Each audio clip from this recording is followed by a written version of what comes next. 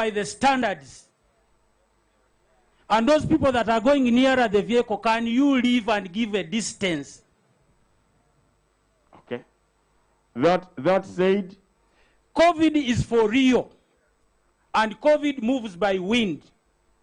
We don't want to lose many people because of burying one person. Are we getting each other? I think that is understood and is clear. Chief of Protocol, thank you. The instruction is very clear, ladies and gentlemen. Let us welcome in the entourage, please. Varange. Yes. Oitulula n'abaana ne family tubaaniriza mwize mwingiremu amutyame omubifo egye tubategekeire. So, music interlude, okubenga baiza, please.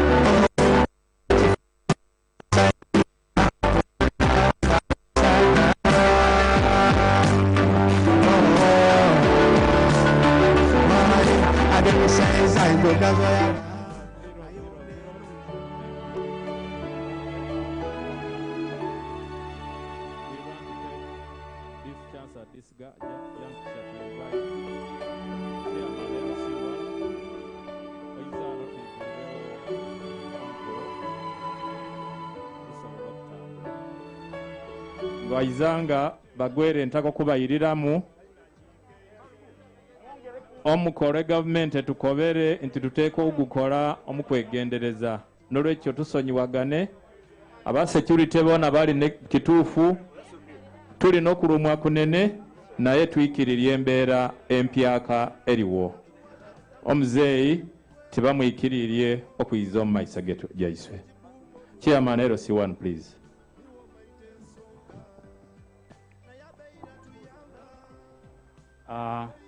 Weyabire ino programa ane gye tuli ezondi bagyeta Bugulumu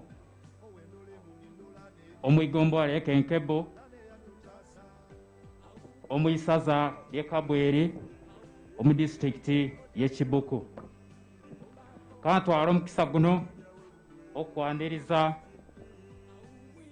o Chief Mona n'aba ministers abaliwo members of parliament ekanisa cultural leaders Kumbania Council Iturura Council abakyala n'abaami otwizira ano omuliina y'abakungi egye tuli mu kunyolwa naye twatwala nti twizire okusanyukira oba okucelebratinga obwomi wa Ikumbania kubanga okungere omukama gyamutambwiriyemu amusobosere okukola ebintu bingi kyeva okuba eriiso saidi ne saidi na abantu abayano ebiro kiraganze nti omubumbi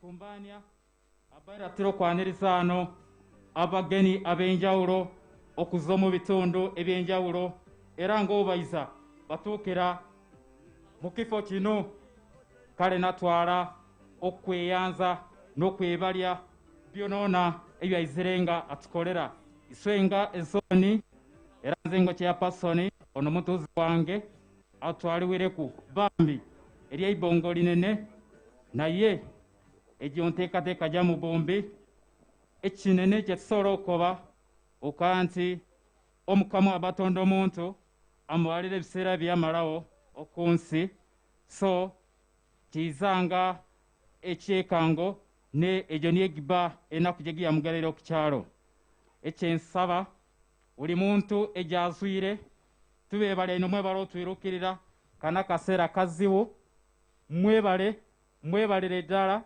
era timwakoma okwo tusaba ekanisa abakulembezi b'enzikiriza gyonyone giri ano n'aba buli muntu ali omu kitiibwa kye tweyongere okubanga mutuweerera essaala naddala eri famire n'ekika kino ekyabanamwera n'obugwere ng'obuli n'Uganda ng'owatwala tinabe mutumuli wa lunaku nga programu bali tulina obwire butontono kankomaawo nga mbatakirya omwabanga tumalira okwerekera otaite omukama abatambulye abaire nakusa era omwoyo gwa mugenzi omukama agulamule ekisa nsigaire amalira ninze Otko Enoch Sarongo nga indi General Secretary okaka LC1 Bugulumu nyanzire mwebale ino mwebalire ddala.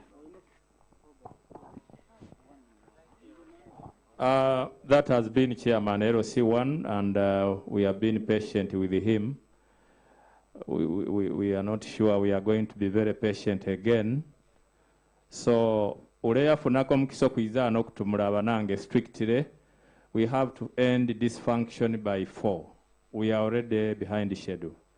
So 2 minutes, please. Tukungire for 2 weeks, not so? Yes. Honorable Mgole, take over, please. Chairman, LOC1. Amalire. Webale information n'obubaka otutuukiryeku kubanga buli very important nga iwe ofuga ekitundu kino. Nabe bali abanange mwatusonyiwa ng'emmaite guno omukolo gw'omuntu mukulu ino ebirumire mutusonyiwe.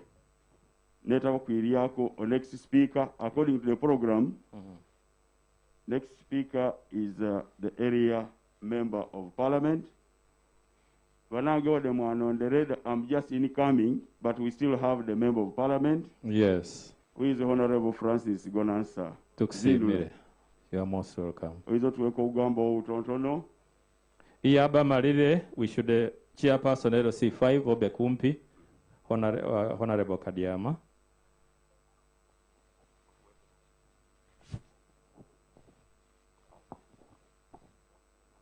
The chief mourner, a family, Yamugenzi, Bishop Dr. Chrystom Weyabire, councils, Itabangi Council, Iturura Council, Bakunge Banange, members of parliament, and outgoing members of parliament like myself. It's been a pleasure serving you. Chitalo ino, chitalo dala, nti omuzeeyi afiire. Ntako kwebali gavumenti olw'okutukwatiraku okuwona nga tumuwerekera omungeri eno. I must recognize the bishops and the church, kubanga I belong to that set of people. Mwebale okuyiza aba kings n'aba queens abali ano n'aba representatives banyu, mwebale okuyiza. Ono Kabweri constituency tufiirirwe omuntu mukulu ino olw'ebiseera tunatumula ebintu bingi mukaire Ituulura kitalo ino ky'omukaaga wabire abaana mugume bagwere tugume honest olw'ensonga nyingi mbaye tenayizaano n'egyo tujja okutumula ku lwatyano Okatonda eyatuwaire Weyabire amutwaire iso baliwo ekiseera ekyayisukiiza ebintu bingi ebitire omu wiiki ebire gibitire banange tutakangane tusonyiwagane tuyire buyaka ndowooza kyatuweesa ekitiibwa nga bagweri ebyange byakomayaawo. May the soul of the deceased rest in peace. Mwebale ino. Thank you. Honorable, please take over. Chairman LC5. Intaka inganje tango chairman LC5 okutumula okurecognizinga Bishop Joshua Lwere, the General Overseer of the Association of Pentecostals and Evangelicals. You are most welcome and wave to the people. Era niya kwa ukulira omukolo gunu ogw'okwerekera Bishop Dr. Chrystom Weyabire, our Royal Highness. Oh, sorry. I want also to recognize Bishop Samuel Egesa, the Bishop of Bukedi Diocese Church of Uganda, who is here also as one of the witnesses about wekigambo ekyakatonda nga twerekera otaite. We have Bishop Kamiza Julius, Bishop of Eastern Region of Born Again Churches. please also stand up and wave to the people. We want to recognize the Archdeacon, Osabadikoni, wa Kibuku, who is here. Please wave to the people. A good man who has served us well. Bananga ba church leaders mumbona omuyizire tube bali amwebalo kuiza from both the Catholic, Protestant and Anglican churches. We also have the Archdeacon or Sabadikoni wa Butebu. Yena tumwaniriza era webingireka abantu. No Sabadikoni wobudaka wena owebingireka abantu tukwaniriza webalo kuiza. Kale no this level district kadi nombona Kibuku mwebalo kuiza tubaniriza mwebingireka abantu. Mwebalo ino district kadi Kibuku district. And nairanga mu recognize abandi no chairman nga izire chairman LC5 o chairman LC5 to ali kutumulira ba chairman LC5 bombona aba Greater Bugwere, that is Butebu, Palisa, Kibuku and Budaka nero kubomukolo guli Mukabweri Mukibuku, so is the host chairperson LC5. So tukwaniriza Marais Charles obe kunojo otumula eri abantu omukama kuomukisa. Amina.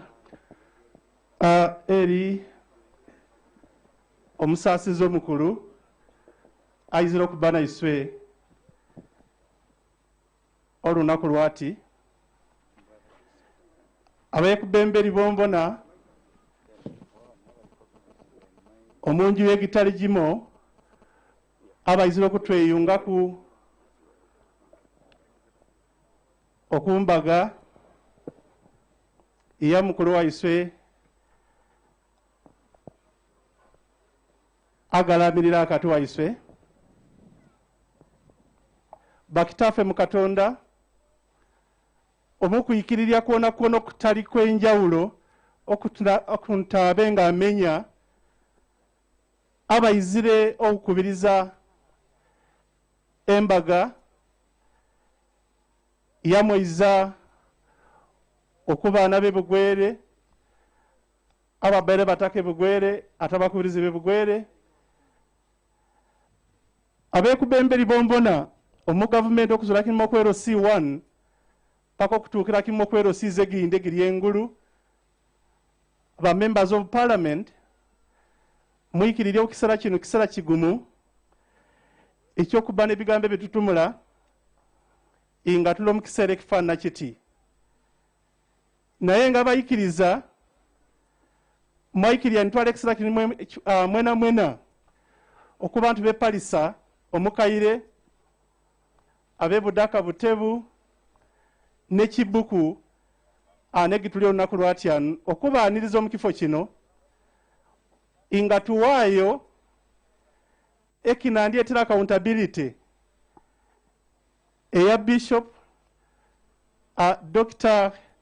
Chrystom Weyabire atukumbana olunaku lwatyano okumala emyaka 64 tikiseera kyangu imwe nanza tukumbanire mwewule kitwakolera tole kitusobola okukola naye omukama kigera era nikibaawo okulwa abagwera bakumbaine kunyolwa kw'amaani egirinze ne famire yange n'abo bonabona b'Ekibuku n'abo abakumbana olunaku lwatyano ente omuntu afaanana ati omukama amututwaireko nabasaba sona sona tube n'obugumu nabasaba abagwere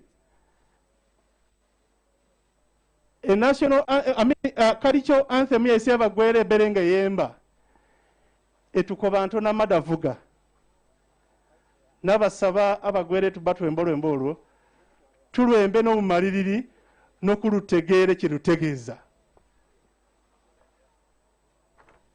omukulu egituliiko olunaku lwatya nti nakobe nti kwereka kubanza okwereka bba mute ejenjereka mba nsubira okumuwona nti tufiirirwe tuli kwakuliiko omuntu abeera omoiza okuba nti abazimbe bugwere abalagirire bugwere nasaba abalungami b'ebitekere nti obuvunanyizibwa atyano wanyume nanze n'abanaddiini okulagirira abagwere n'okulagirira igwanga omumanzira gasaaniire. Honorable Francis Gona Hasaki Tumwiran nti twega okusonyiwangana nga banaddiini twega okukoleramu nga batakiryangana ate tukendeeze tupime n'obuwangazi bw'ebigambo ebitukozesa okuba naiswe abeekubemberi b'ebika mbasaba tulagirire abantu ebetukulembera Weyabire tini omuntu essaawa nasobola asobola okwirizibwawo kuba baire mwezi okuba ntu abayambire gavumenti y'NRMN ya His Excellency okutondawo abantu ebibasaanira okukola tikwetumula bakagwa bange isowe tubatumula okuyikirira tibigambo tuni ebikutwala mu igulu n'ekikutwala mu igulu bikolwa abantu batumula ebintu bingi ogira ku marediyo kuki naye ebyo bikoma ku rediyo ekikutwala mu igulu bikolwa Bishop ekituli kuliko olunaku lwatyano Dr. Chrystom Weyabire abaire omoiza ku bantu abalagirire bugwere netatumula ebigambo kiri bisobola kumutwala mu igulu nono nyera aba yalikolera mala okulikola olw'ebikolwa bye so kyendi kubasaba mwikirirye tulagirire bugwere mulagirire bugwere ng'owabeera kola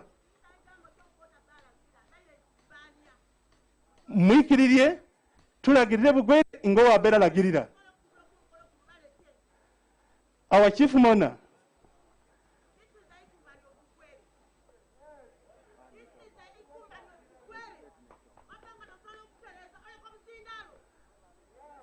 owaikumbanya w'obugwere mubulire ebigambo byaise bituzwamu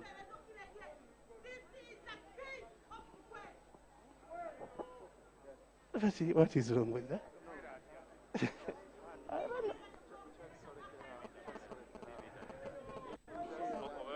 No, let's control it. Abaikumbanya w'obugwere mwikirya okukisala kino ekalicho institution y'ebugwere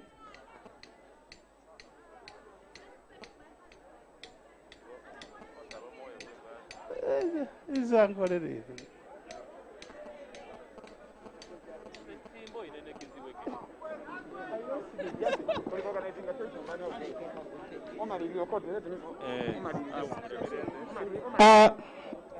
mwikirirye abachifu mona oitulula webugwere oikumbania timaite hao engere gyafune our piece of word of wisdom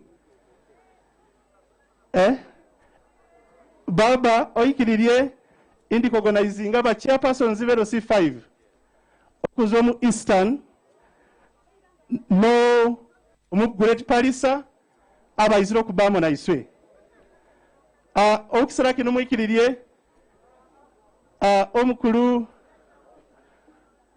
John Michael Okurut okuzwe Parisa ayizira okutweyungako ye nabe n'ebigambo bibiri ebyatuuke giri abantu abayizira okumukolo ogwakuliika. Thank you very much, my colleague, the chairman of the people of and the district of Kibuku, the chief mourner, Mami Iturura, the bishop, and all the mourners who have gathered here today. I bring greetings and sympathies from the people of Palisa, and I have one or two things to say.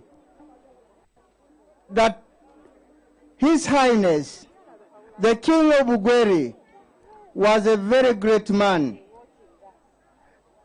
I can describe him in very simple words. A very humble man, a very soft-spoken man and a man who loved Bugwere.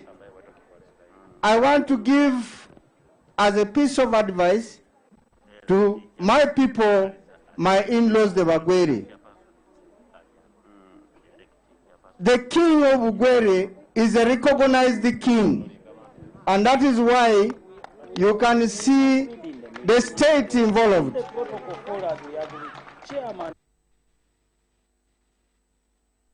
The state knows that the king, Weyabire, was the king of Bugwere.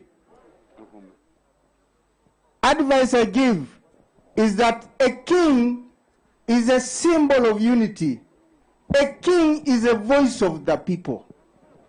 This brave man who came and picked this leadership and has guided and mobilized Bugwere for government to listen. Please pick it up from there and make sure that Bugwere stands strong. Thank you so much and welcome. Thank you very much. Thank you, Chairman Okurut and Chairman Kabiama Charles, for your words of wisdom.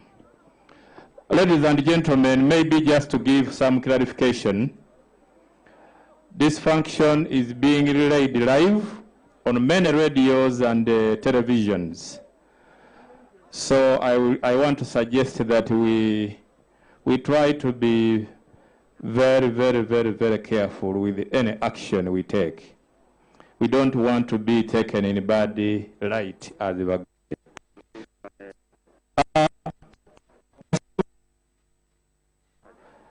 Madam Chief Mon, at this juncture, before we invite the chairperson organizing committee, the Bugwere have a ritual here to perform. Okay. I have been. Thank you very much, the Minister of Information, for Waikumbania. Indi kutaka era nsaba wanange tuli being watched by the whole world, because this one is a world leader, having been the chairman of the African Kings Forum. So we are burying a world leader, a king, and we should not have any situations that may cause mayhem, any crisis, any brouhaha. No. Mbasaba uli muntu abe mwikaikamu kubanga amaite ntufirirwe na yetu be baikaikamu. Intaka kurecognizinga okubao kwa the chairpersons elect for LOC5. Chairperson elect LOC5 Butebu, please stand up and wave to the people. Chairperson elect for LOC5 Kibuku District, stand up and wave to the people. And chairperson elect LOC5 Wodaka, please stand up and wave to the people. Where is he? Chairperson elect LOC5 Palisa District, is he around? He has already spoken. He has already spoken. No, that's chairperson elect. Okay. And we thank the chairpersons, the current chairpersons, LOC5. And we have the chair, MP elect Budaka County, Honorable Asanasi Omboizi. Yes, I recognized him earlier. Thank you. Thank you for coming. Do we have MP elect for Butebu? Is he here? Not yet. The rest we have recognized. Everybody is being recognized. We even recognize the mother and the father of Itulula. Vanango mae meite wa Itulula bali alimusetuke mwe ivingireka abantu tube bali okwizo kubao.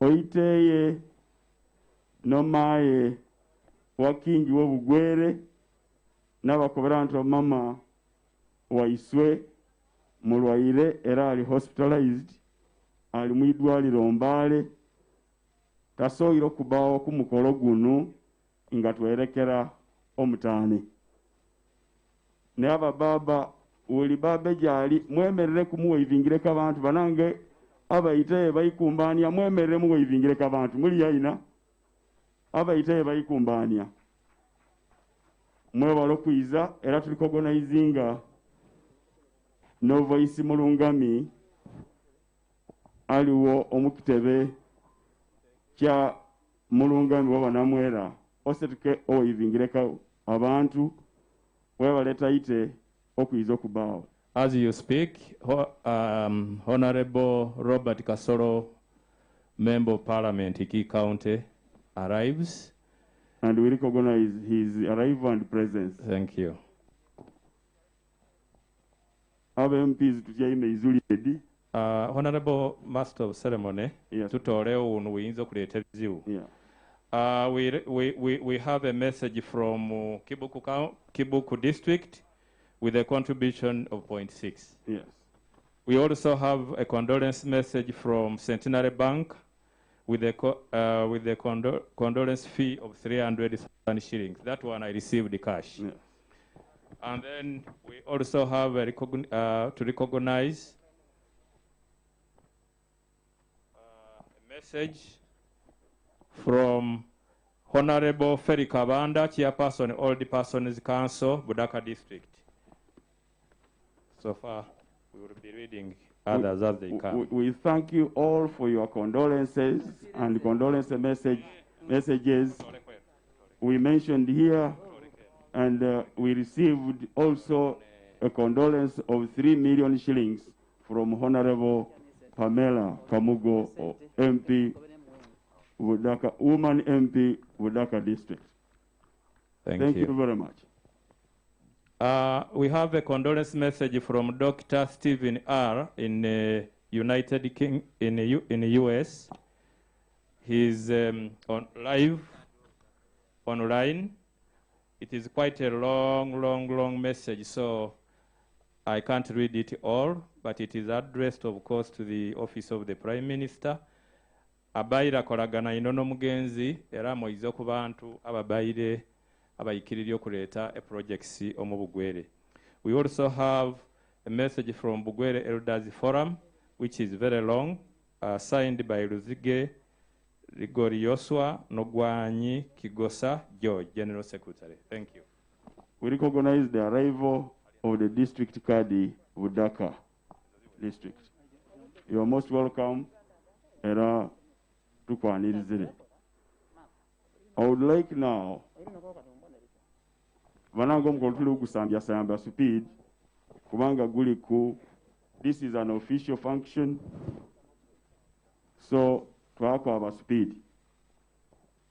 Intako kweta o chairman organizing committee at least to pass a message, because he's chairman organizing committee, but he's also the minister for Waikumbania. So he can do a good job for us and pass the messages, most especially to the various kingdoms that are here, and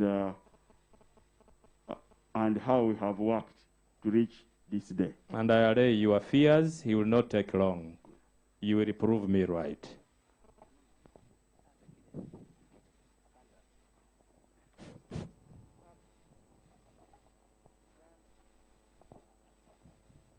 Weyabire MC eri omugeni waiso omukulu Chief Mona okuza mu government enkulu eri mama waiso Itulula eri abalewo b'emyoyo nga bakulembeirwe Bishop Lwere eri Royal Highnesses okuzwa omu kingdoms egindi eri aba prime ministers okuzwa omu kingdoms egindi abayita bangi ne cabinet y'Obwaikumbania aba MPs baisu n'aba LC5 Itulula Council, Ikumbania Council, mwena nebeyanza era mbasanyukire okwiza ku mukolo guno ogw'okwerekera Otete waisu. Okusookera kimo nsaba munjikiririe okwebalya gavumenti eyakati egye twabire nga tukola nayo okuzwera kimo otwawulira amawulire g'okutwalibwa otaite waiso ikumbania. Mama akulira ekitongole ekitutwala omu gavumenti Honorable Peace Mutuzo, tusaba otutuukirye obubaka baisu eryo Pulezidenti nti iswe ng'obwaikumbania era obugwere tuli basanyuki ino ekyo yabire ekyo mwabire nga mutukolera ng'obwaikumbania naddala okuyikiriria okuwerekera otaite waisu omukitiibwa ekisaaniire ng'egavumenti niyo ekikulembeire. Bananga bayita bangi nakondooza kasaana guko obugalo.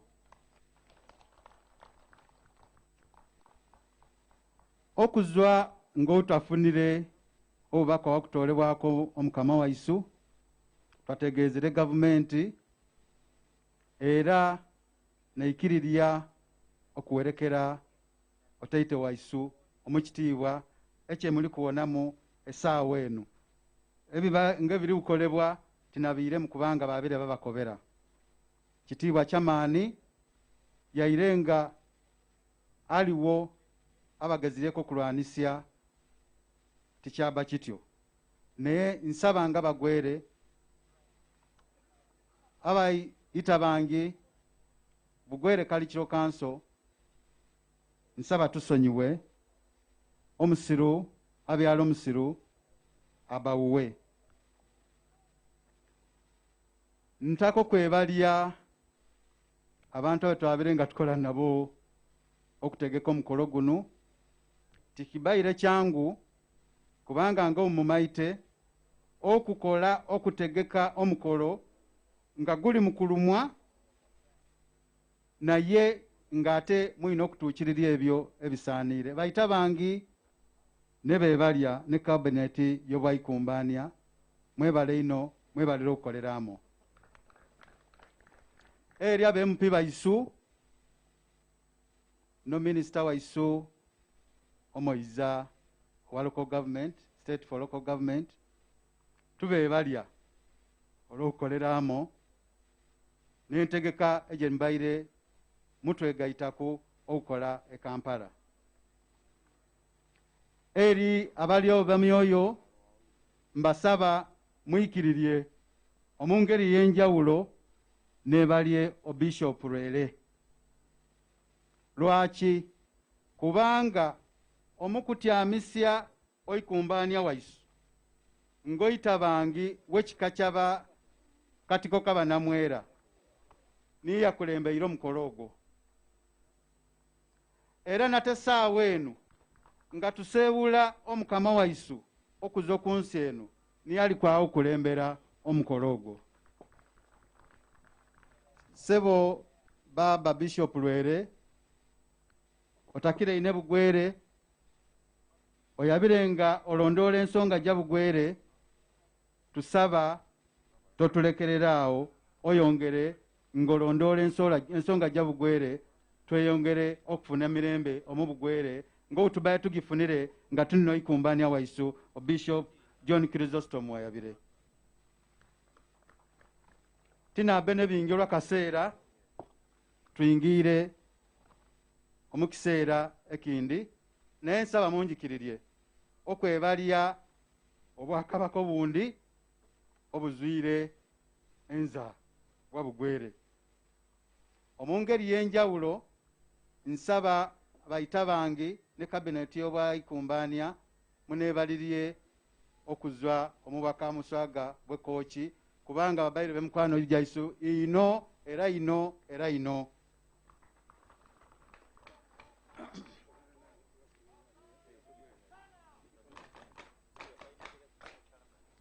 Ng'omumaite tubaire nga tujanjaba abantu baisobe bugwere nga obuyambi obusinga obungi era bagwere nga tubatwala kooki.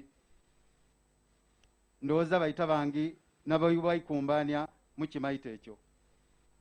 Babaye bansabire nti Okamuswaga alina obubaka obw'enjawulo obwabitiriye omu prime minister naye olw'obwire timayita oba kyasoboka kubanga abaire asabire abusome nga prime minister niye abusoma naye obwire buyinza obutatusobozesa. Nsaba twebalye obukama bwa Bunyoro Kitara Kingdom bona bali ano ng'omumaite nga twakamala oikumbani okutyama ku ntebe obwakabaka bwasookere okukyalira twabire Bunyoro nga tusengya egitwazwire Bunyoro tubebalya okubanga mwabirenga tukoleramo n'obwaikumbani wabugwere. Nfunire obubaka okuzwa Toro Kingdom bona bali namo naiswe era basindikira obubaka obwire obwaba bwikiririe twabusoma.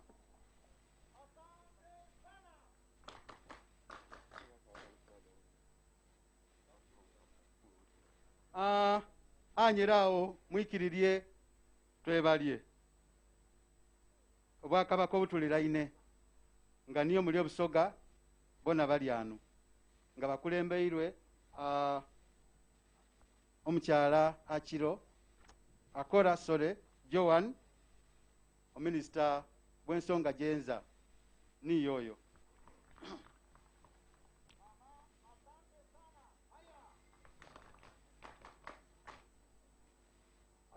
Mwikiririe tuina iteso Cultural Union baneiba baisu baliranwa baisu bona bali ano kabo omukyala yoyo akikirire iteso Cultural Union. Tuina inzi y'amasaba okulirana naiswe era ng'omumaite oikumbania omulimo guyasookeire oukola kutoolawo entalo gyabaire akati bwa Bugwere ne Bugisu. Bugisu tubebalya nti okuza kwolwo titubangaku n'okukayana koona koona naddala akati w'abantu baisu n'abantu banyu mwebale ino.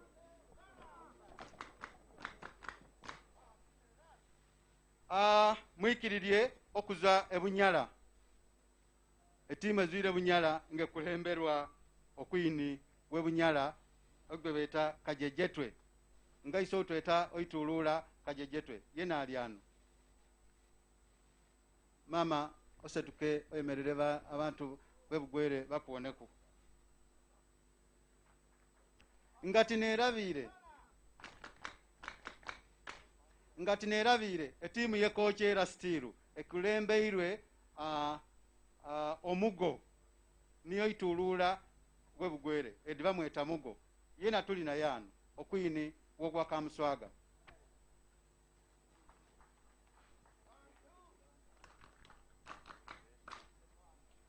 Banange obwire buli kutwabaku nensaba mwikiririe intumule binu eryo taite.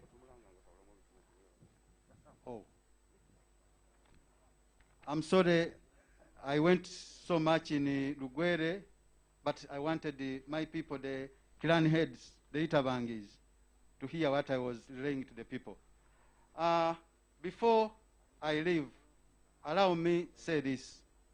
Bagwere ngankalo kuzwa okumuzindalo kuno nsaba munjikiriye intumule ku kino ekikwata okuteito ikumbania ndi womukisa intokuzwanga utatandikiro waikumbania era oikumbania ngo yatandikire okutembete Bugwere njabire nga ntambula naye.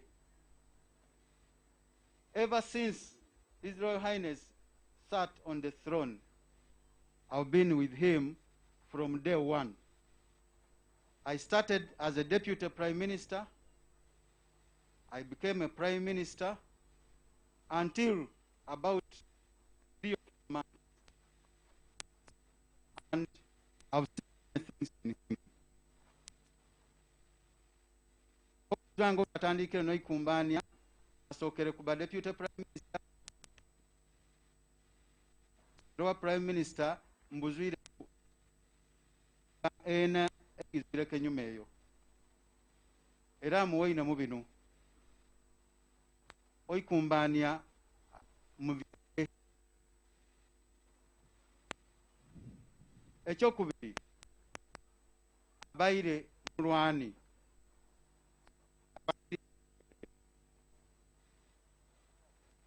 ekyokusatu bugwere ekyokuna abaire n'okwolesebwa eri ebugwere eri Uganda n'Afrika yona yona era emirimu gye gyona gyona abirenga agikola nga sinzira okukwolesebwa kwe. His Royal Highness, first, he was a father. Whatever he would do like a father to his children in Bugwere.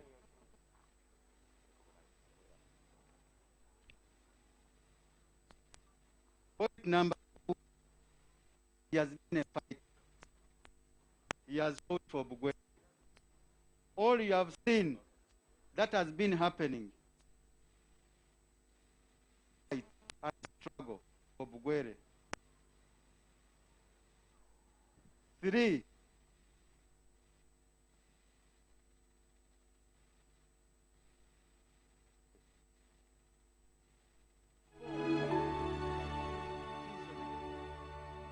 he has been having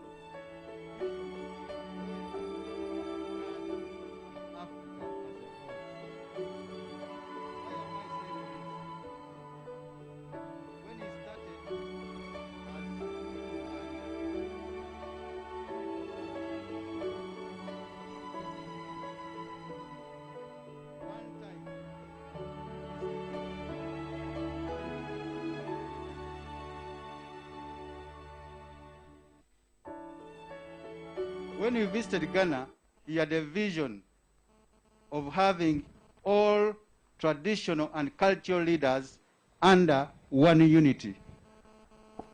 And I must assure you that he had started on that journey. And it had started with a summit which we had in 2019 in Budaka, Bugwere, where he hosted African kings and he was elected the chief coordinator of Union of African Kings in Africa.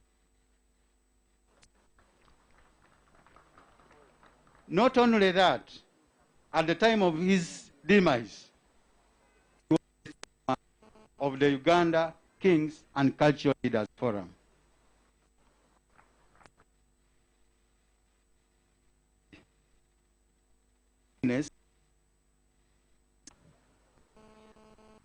Because he was a lover of the NRM and President Museveni. And in any case, this pandemic could have got in contact with him. He was having for his NRM party and those people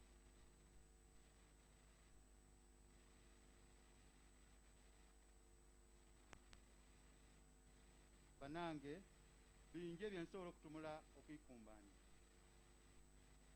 Talk many things because like I told you, ever since Waikumbania became into play, I've been with him. But in the interest of time, allow me end there. May the soul of His Royal Highness Bishop John Chrystom Weyabire rest in peace.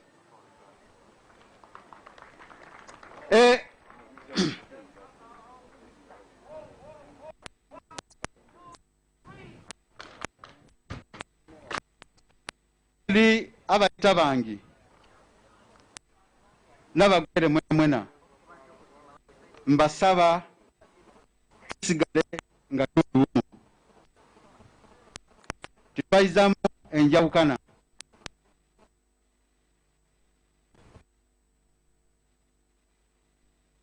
baire bali okusaidi ey'okulwanisya munene kinoomu oba nga sonasona olwekyo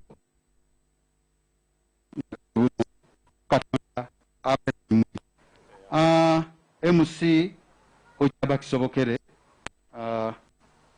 obubaka nga basabire bakamusaga kuba babaire bantu baisino bakagwa baisino bakagwa baikumbania ino okyaba tusobole okufulina kaire naiza nasoma obubaka nenga obubaka nge kingdom zejo najjo nowengisomere obubaka bwawe buli ano naye olw'ebiseera titwasobola okubitamu bayita bangi ekingdom ze gitwetoloire ekingdom zijja Uganda gitutaka ino mwebale ino mwebale okumpulisya amalina Eric Kasolo oyita bangi wabayikomba mwebale ino okumpulisya. Thank you very much. Abaira Soma on behalf of the organizing committee, and we thought it was not wise to stop him midway. Naye abafuna omukisa okwiza n'okutumula, please, we are suggesting 2 minutes, please. Aliwo message ezibire omu America ero mukyalo egibeeta Jennifer Kanyi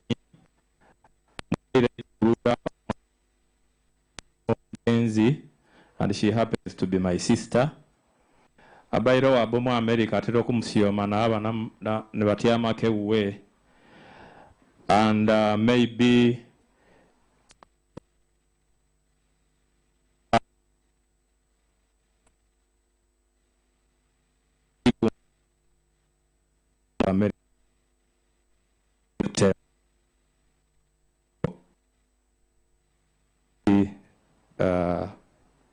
miss for us. Naye nga weereire obubaka nakoba nti yakutuukirira nakuwa obubaka obusaasira okuyisimu. Tulina obubaka obutasobola kubitya maiso because ukwata ku sente, and if you don't announce money issue here, it becomes the problem. This is from Colonel Sam Kiria from Kabuna. The message is long, but I have noted that he enclosed in condolence contribution of 300,000 shillings. Ndoza omwami Omaido Andrew Amarero Ujifuna. We also have a message from Luka Rogers, aka Africa 11, Weka Gwese Palisa, Obubaka wo utukire.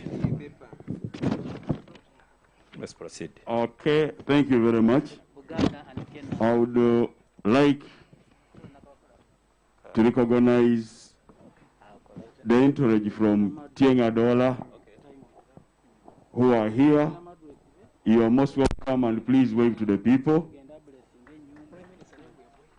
I would like to recognize the entourage from the Kingdom of Uganda, being led by Mr. Kakungulu, who is representing the eastern region of Uganda Kingdom. Thank you for coming. Tubanirizire ino anu. Abana madu Amos yoizenge kumpi.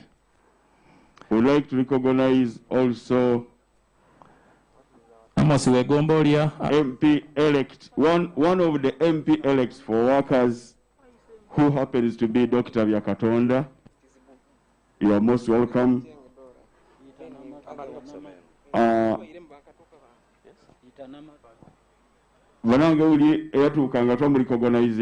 Abanamadu, we also recognize contribution from DOT services, Arab contractors, and Kibuku district local government. Amos, Minister of Culture, we Onamadu tumwetaga this time, please.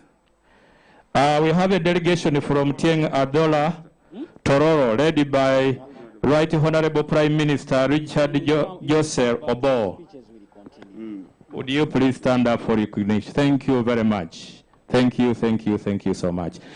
We got a message from Budaka Elders Forum, signed by Engineer Mwede and Dr. Laban Ninikiria. We had read that.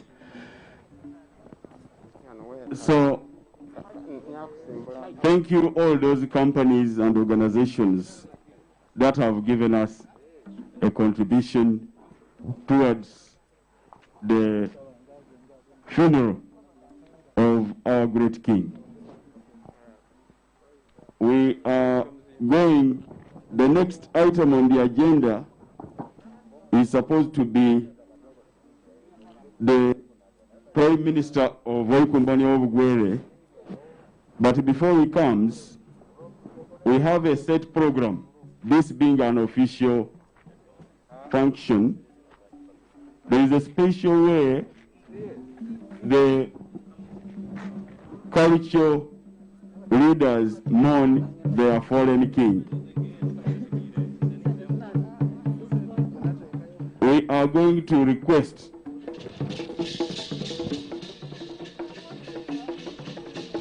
all those cultural leaders have a civil Enkutu. Honorable Amede from Butevo, we recognize you are coming. Please stand up for your recognition. Thank you. Banange nga mubino na madu mumanye tuli no ulwaire, and put your mask on, please. A mask mugiteeke ku atimuwe distance. Atimuwe distance.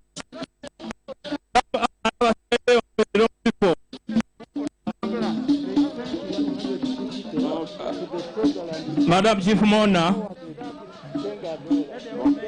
His Highness Weyabire Weyikumbani Obugwere abaira takaino NRM era abaire mukagwa ino wa President Yoweri Kaguta Museveni n'olwekyo nga tumulaku we are aware top President who has made great contribution n'okumugaidinga okutwala ebugwero we request that this message gets to His Excellency the President Ntabagwere aware of the cordial relationship between His Excellency the President and the late, and we will pray that it will continue. Banange mutekeke masiki uli muntu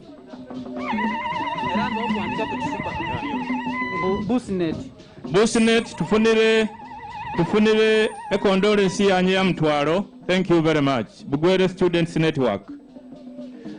Fountain Public Primary School tufunire message yanyu esasira. Thank you. Contribution from Tieng Adola delivered to us by Right Honorable Prime Minister Obo, received by the Treasurer Emtwalo 15. We recognize that. Kingdom yaba naisa badama. Emasiki mutekeku.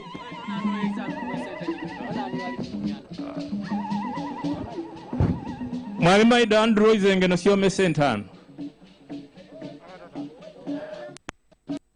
Chief Mona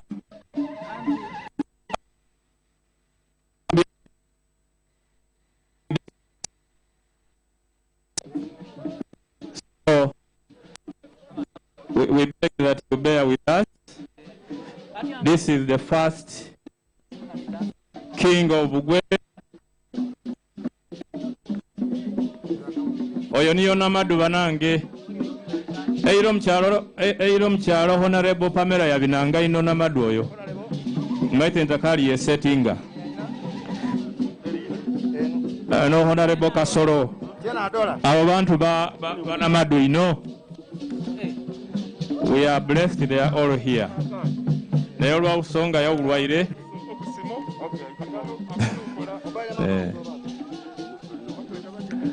Banaiti musola kumalayo, we will just gesture because of the health problem we anticipate.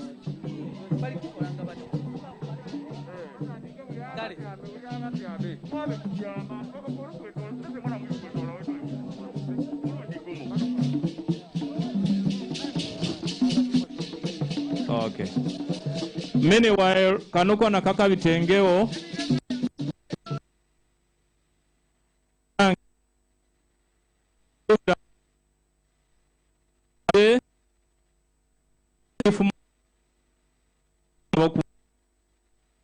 Instead of standing with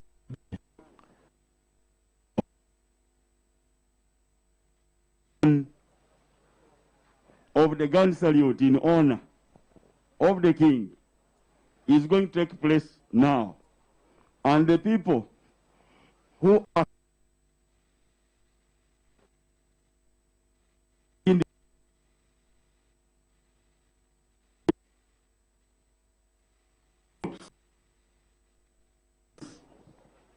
after that, the gun salutes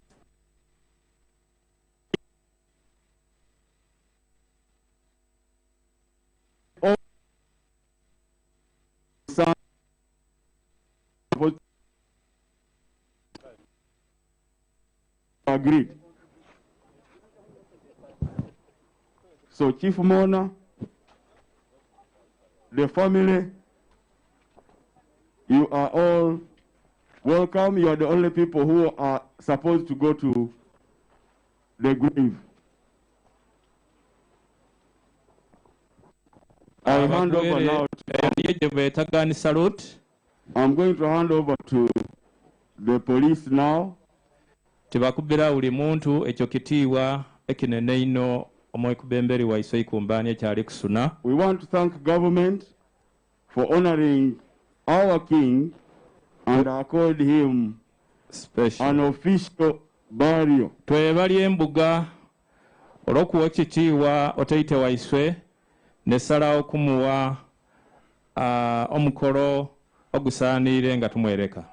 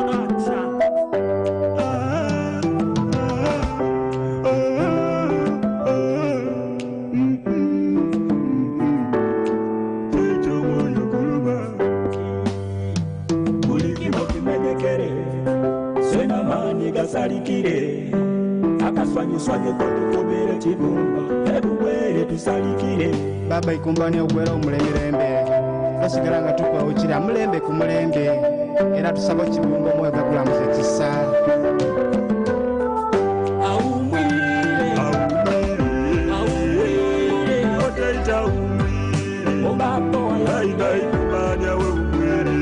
rest in peace.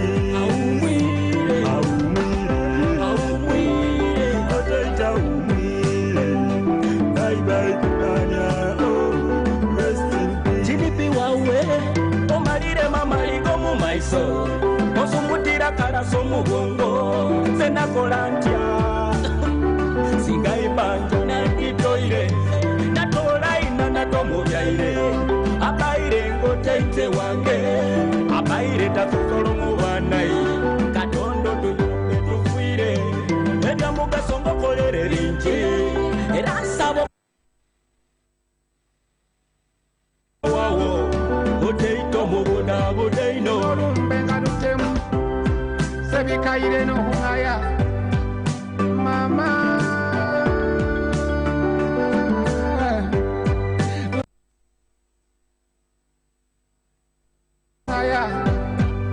abahagali omulamu yiwalumba osaliriza linolumbe nga lubi sebikaire nohungaya abahagali omulamu yiwalumba osaliriza agatemu nagalogo ogaleha gagenda omira bayambi yiwalumba omumanyisa mumulamire Weyabire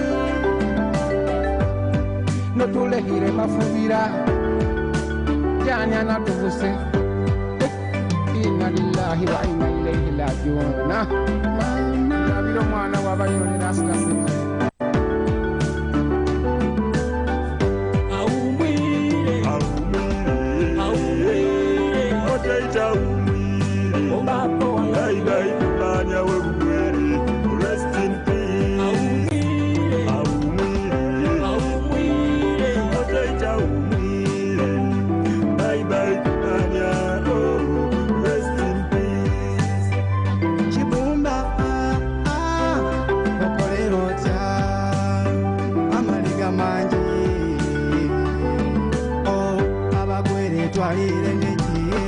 abagwere twasobere neki abagwere twaibire neki singa kifaananyi nga designinga tubanga nga tusaga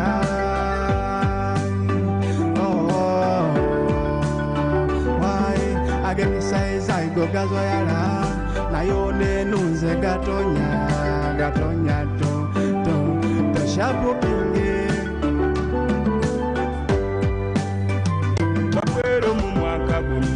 kitalo kisomo kyasa kino kinene sitanda tukyalire ebyamasanya bigeire ebyefuna bigoteine abaira tuwawula kigeire n'abayuda bajanjamuka setuli eno tukunga maba galemani mpondokere abaira yamba yajanikire nani achanula nakuwala nakuluma ebugwere tufuniro kiboko naye kibumbo tutase niwo maite ensonga naye abeira tuyamba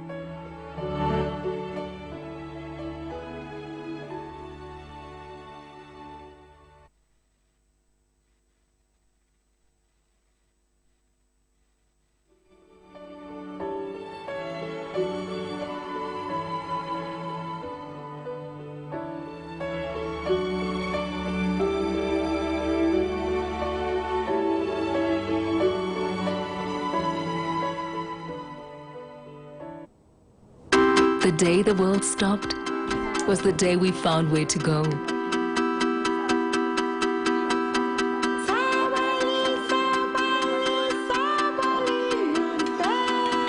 From now on, we are not going to leave anything on our plates, because we've learned to savor the moments that were always there, and they never tasted this good. Stay connected to the largest 4G network in Uganda, anytime, anywhere, using the Airtel 4G Pocket MiFi, available at only 123,000 Uganda shillings. This comes with 15 GB free, valid for a month. You can connect up to 10 users at a go and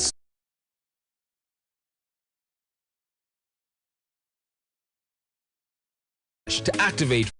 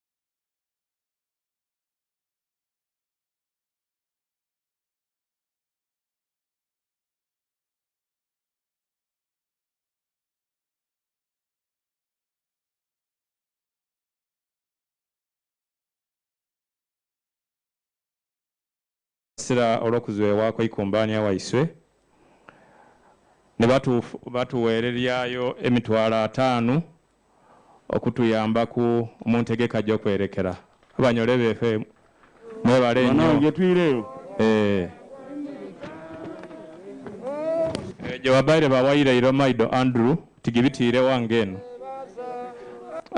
obubaka wundiuzwa Honorable Sanje Tana yenna atusaasiire ino natuweererya amabugo g'emitwalo 5 mwame Maida Andrew izo kwate niwe omwesigwa ku nsonga y'essente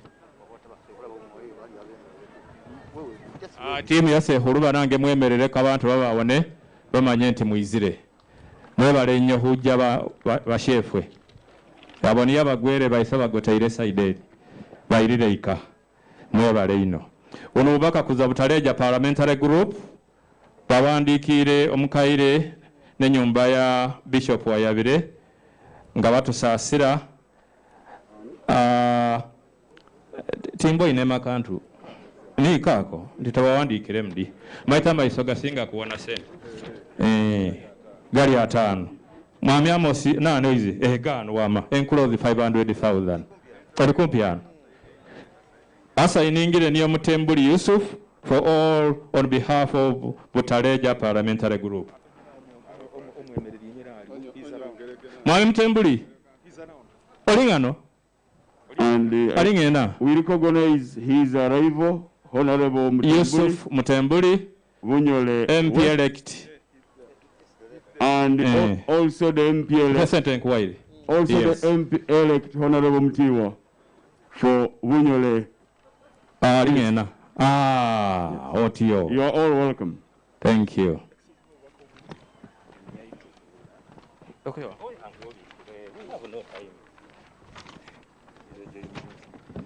Ndeje University tusunire obubaka mukaire buyozayoza oitulula ne family era abandeje University ne batutekera emitwalo 2 giringena esokanga sente Mbaite ebintu bya accountability. No wodi. Aha, kasi ne mukwatishye eno. Alokwate. Twaba tukubala mnange. IU Islamic University in Uganda. Banange bana batusasire nga basayiningire ku niyo Professor Dr. Ismaili Simbwa jagenda namabugo gemitwalo 50. Eyo tolanga mtu balamu. Sente nziwu. Otikinga engeke je wakwaire sente.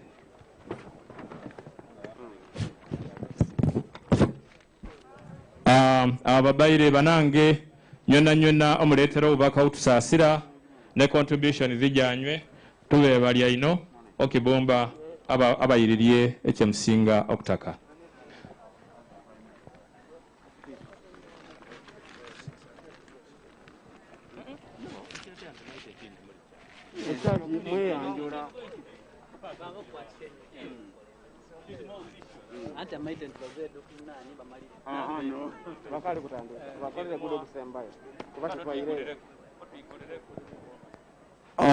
Banange bakungi banaiswe ogwo gubaire official burial omungeri eyo n'ekyache kali ukwata timoloza nti omukolo guweire kubanga oukanjayo okingi waiswe engeri gyatwalibire na covid abantu babayo batono era babonkana basanira okubayo naye mukuume ebigambo byombyona Prime Minister alikuiza okutumula Secretary General wa Uganda Kings and Cultural Leaders Forum alikutumula abana bakutumula the widow and the head of the family, then the chief mourner Kaisi a church ekwate okumalirira omukolo guno.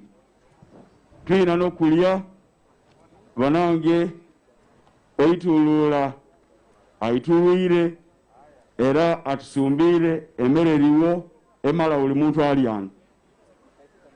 So mube bayikaikamu emmere yakubatuukaku ndowooza buli muntu ejali.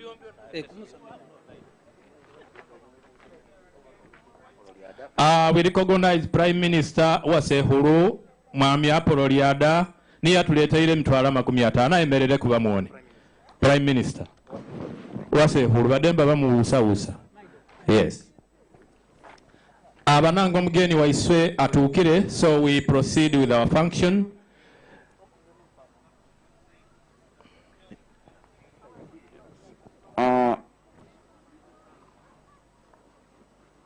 After the chairman organizing committee and the function that has just taken place, we would like to call on the Prime Minister of Weyikumbania Wobugwere to come and address us.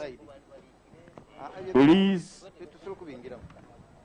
mube bayikaikamu nga muwulisisya ebigambo bya Prime Minister.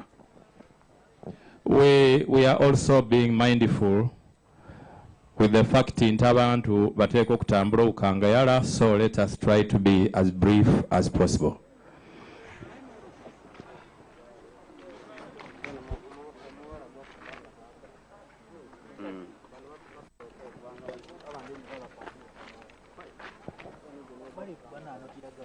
In the interest of time, many previous speakers have talked a lot about Bugwere, the kingdom, and our king who has laid his head down. Excellency, the President of the Republic of Uganda, General Yoweri Kaguta Museveni, the Chief Mourner, the Honorable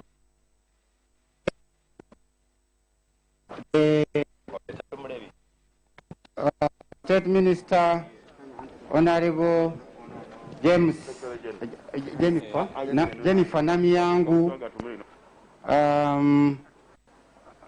the members of Parliament, the honorables, Honorable Zindula Gonahasa, Honorable Amede, Honorable Amoit, Honorable Byakatonda, Honorable Asagwanyi, Honorable Sara Kataike, Honorable Pamela, Honorable Kinobere, Honorable Kasoro, Honorable Mugore.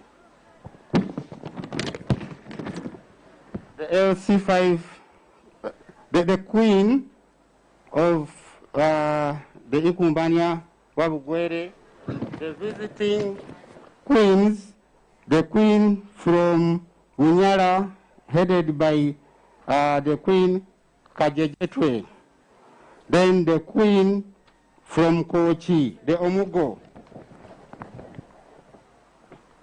the Right Honorable Prime Ministers from the respective sister kingdoms. Those ones, the previous speaker welcomed them and spoke everything about them. I don't need to repeat that in the interest of time. The cabinet of the Ikumbania, Waikumbania, Wabugwere, the cabinet members, the Cultural Council, the Itula Council, the Ikumbania Council, pheromonas, protocol observed. It's a pity that today we are laying to rest a patriot, the king of Bugwere, a man of God, a father, and the first king of the gazetted kingdom of Owaikumbania Wabugwere. At the time of his rest, he has left a lot of planned and pending programs and projects. Among others, special water intervention, building a referral hospital, which the building plans are ready, industrialization for service handling, value addition on agricultural products, partnerships with many organizations, for example, Sistema University, Medlife UK, and many others, to mention but a few. We thank the government, headed by His Excellency General Museveni, for allowing and recognizing cultural institutions as a platform for enhancing cultural values, identification of ethnic origins, and a good avenue for enhancing development programs to the grassroots. Please, the people of Bugwere, my people, support the government programs. Please come up and support government programs. We thank the government for the road network which has been tarmacked in the kingdom and the rural electrification program as well as water, although we still need more and request for support. Time is now for forgiveness, as mentioned by the Honorable Gonahasa Francis. We need to forgive one another. Bananga Bagwere, the time is now. Tusonyiwagane, twerabire ebyetubitiremu, tutandike chapter empyaka. Kinga nyusire inonto lwatianu. The great sons and daughters of Bugwere are seated in that tent. Abantu abomunere muonao, together we can turn Bugwere into a wonderful place. What we all should ask ourselves, what kind of Bugwere should we want to have in the next 10 years? Is it the Bugwere where we are fighting one another, or is it the Bugwere where we have industrialization, where we have hospitals, where we have other institutions for development, and where we can have children going to school, where we can have universities?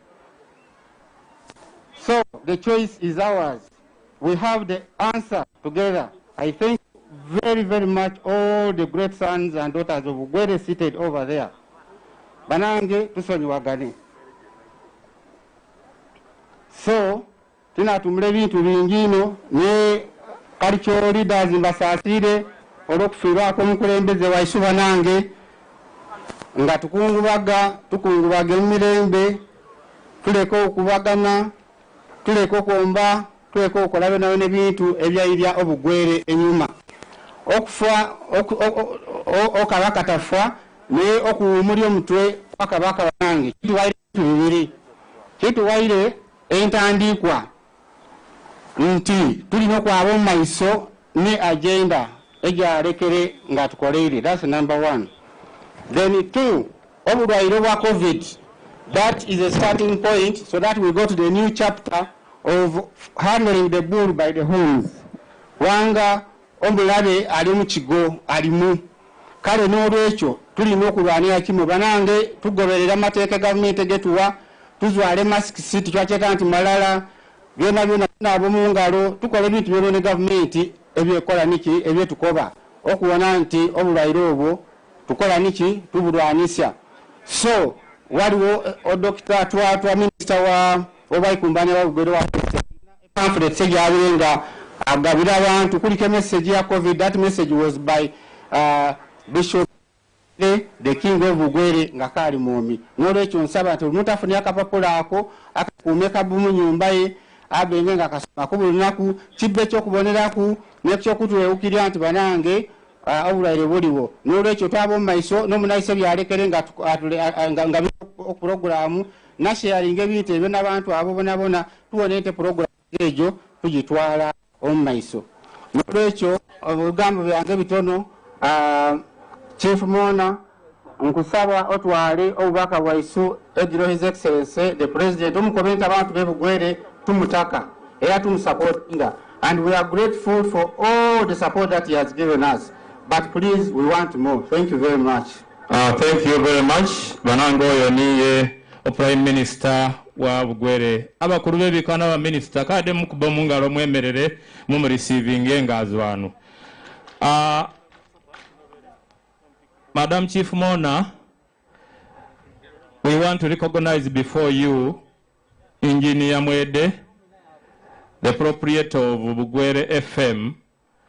Yena Salileo Bugwere FM is live covering this function. Banange tumukubireko mungalo.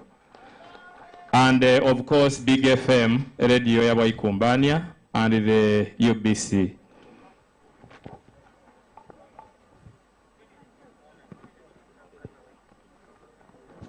Tuza okufuna n'obubaka bundi obutusasira obuzweri Honorable Kinobere Herbert era atuweerera enziiko y'emitwalo 5. Webale ino Honorable.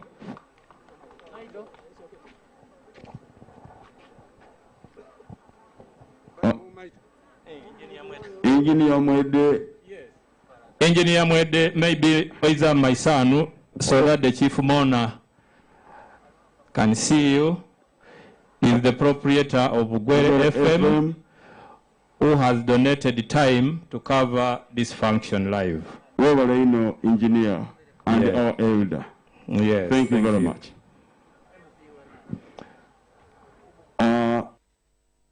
The elective Dhaka district arrived here. I want to recognize him, Mr. Paje Emmanuel. Please stand up for recognition. Banange mutuukirye obubaka wombona abantu abakunalye babatuukiranu.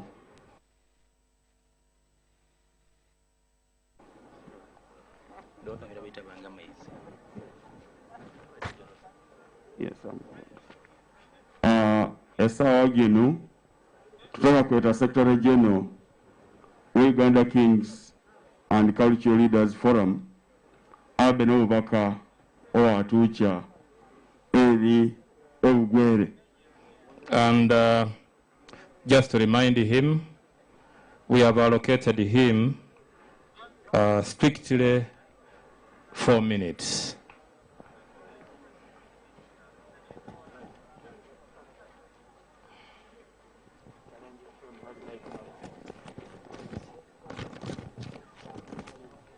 Even Challenge FM is also reading this live. Thank you, Madam Vicky. As we also recognize Mrs. Vavula. Matilda, and the daughter, Noel, you are most welcome. Tubaniriza mwebala okwiza.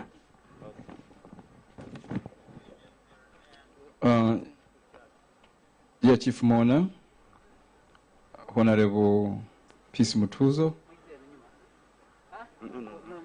who is not only minister but who is a friend of His Royal Highness Kumbania. I want to thank you for coming. Dear our precious Mama Queen, Harriet Sarah, our dear Bishop Ruere,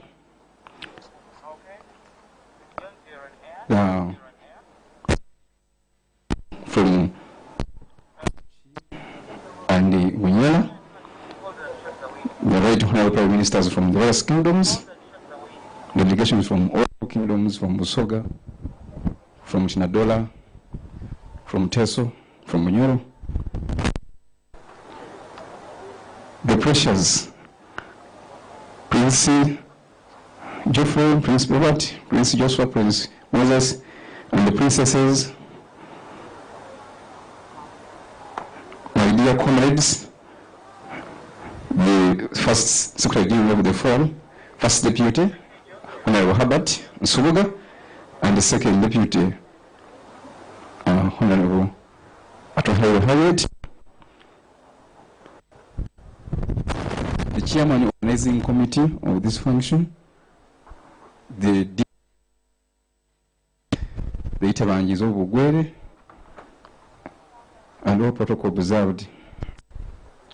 I am humbled to be here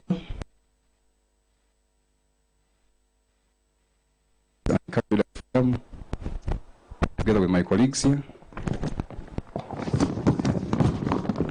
and allow me to bring you greetings and condolences from the National Executive Vice Chairman of the Forum, His Highness retired Major Baker Mpaji II, the Omukama of Bunyala, and from all cultural leaders of Uganda, especially from His Royal Highness, the National Vice Chairman in charge of the Treasury of the Forum, His Highness Apollon Sansa Kamswaga of Kochi, and also from another National Vice Chairman in charge of Culture, His Royal Highness Sabaloli.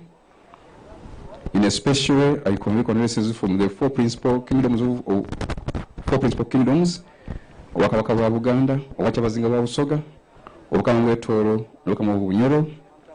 I also bring condolences from the board members of the forum, from the King of Jonam, the King of Keraru, Kongo Panyamu, Demon Mori of Teso, the Kashagama of Usongora.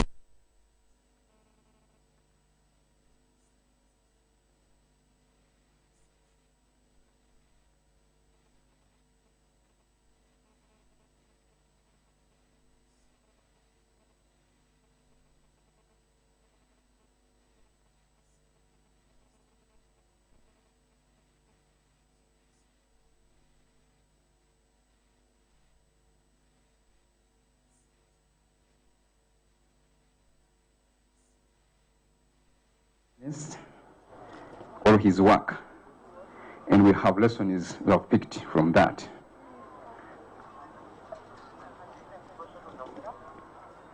We are saddened by his going,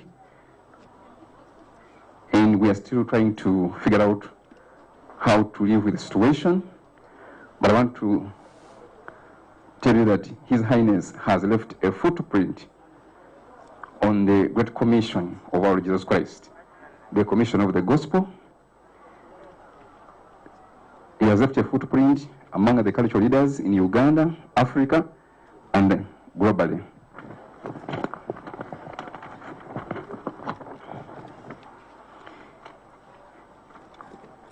To my surprise, even in his resting, he is still preaching the gospel.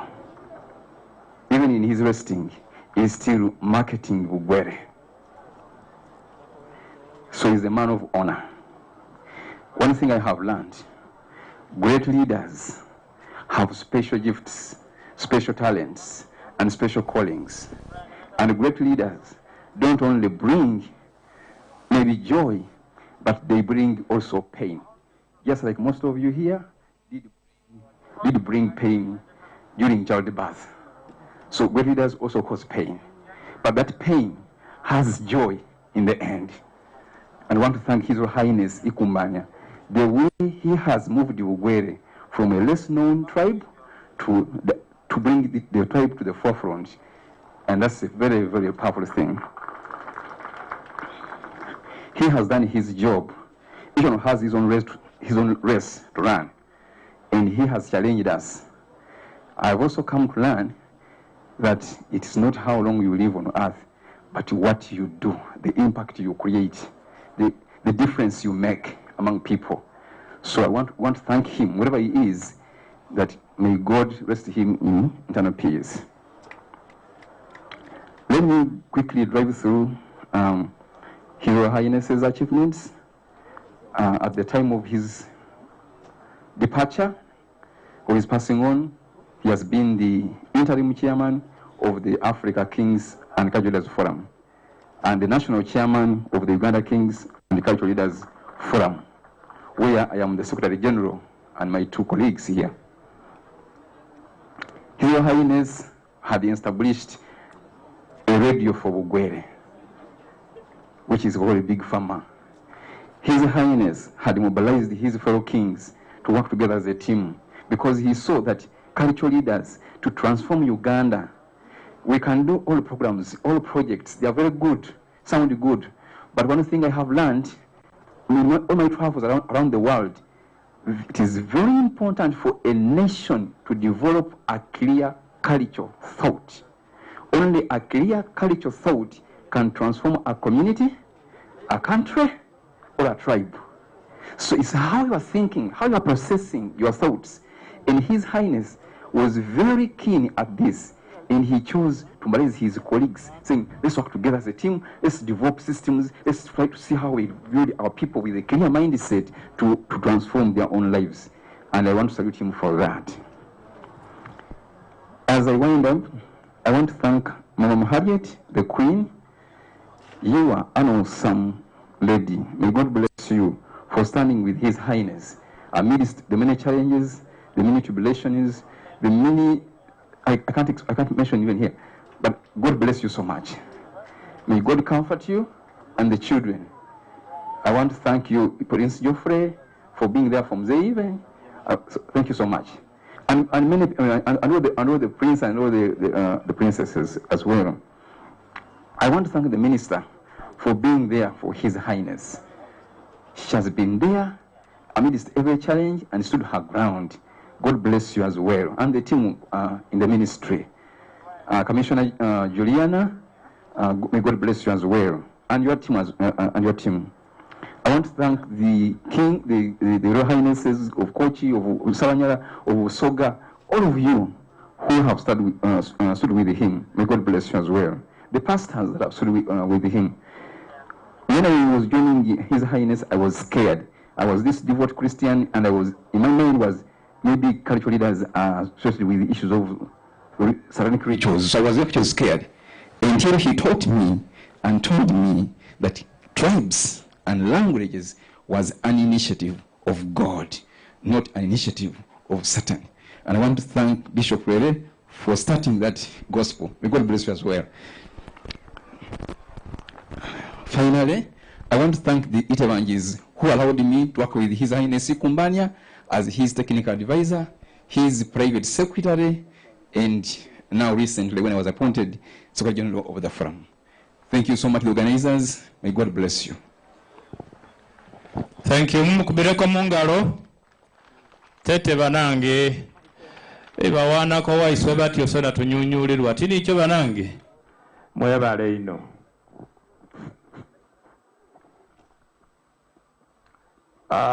We recognize a message from Bagwere Batakangana, Ingereteverano President Wekibiine ekyo Muganda wange Fazali Kabwaka nakusaba emerereku to represent and many more who are here. Thank you.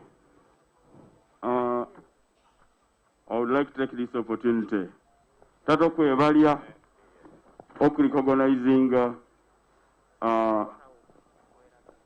a message n'obuyambi obutuli kwongera nga tufuna ekika ky'abakaduuka baweereirye obuyambi w'emitwalo 25 mwebale ino otujejera. Honorable Agnes Amede, Butebu, thank you very much for the condolence message and the contribution of 500,000 shillings. I want in 1 minute to the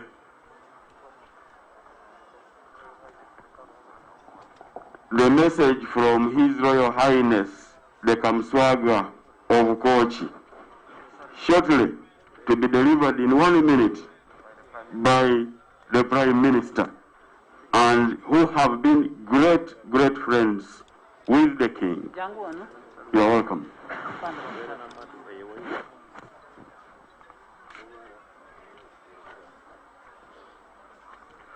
Honorable Minister, fellow mourners, in the interest of time, I'll be very brief.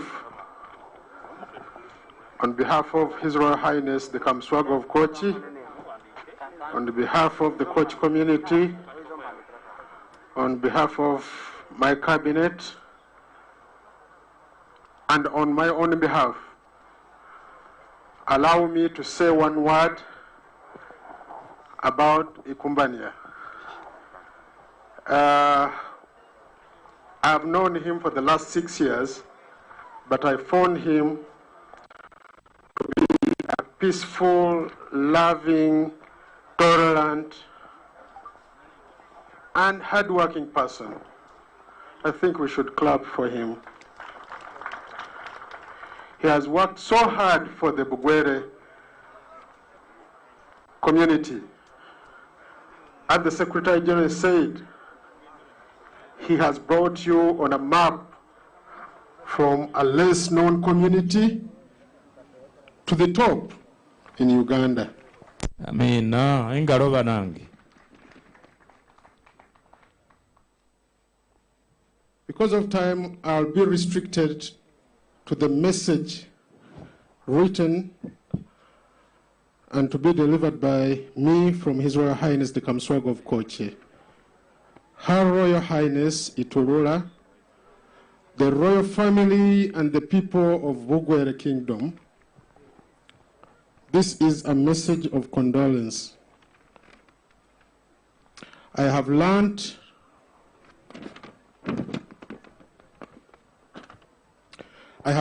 with profound shock of the demise of my brother, His Highness Dr. Bishop John Chrystom Weyabire, the company of Bugwere, and the person of the Kings and Cultural Leaders Forum. On behalf of my royal family, Ababito and Ababito Kati, and the people of Kochi, I want to convey our heartfelt condolences to the royal family and the people of Bugwere.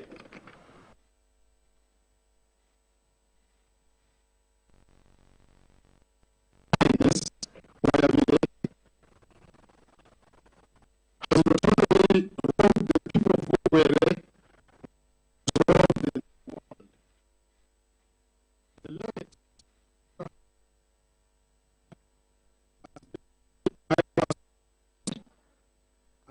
during his lifetime, we have shared a lot with them, especially matters concerning the development of our two cultural institutions, and I believe His Royal Highness had a rich heart to see that his kingdom develop at high speed.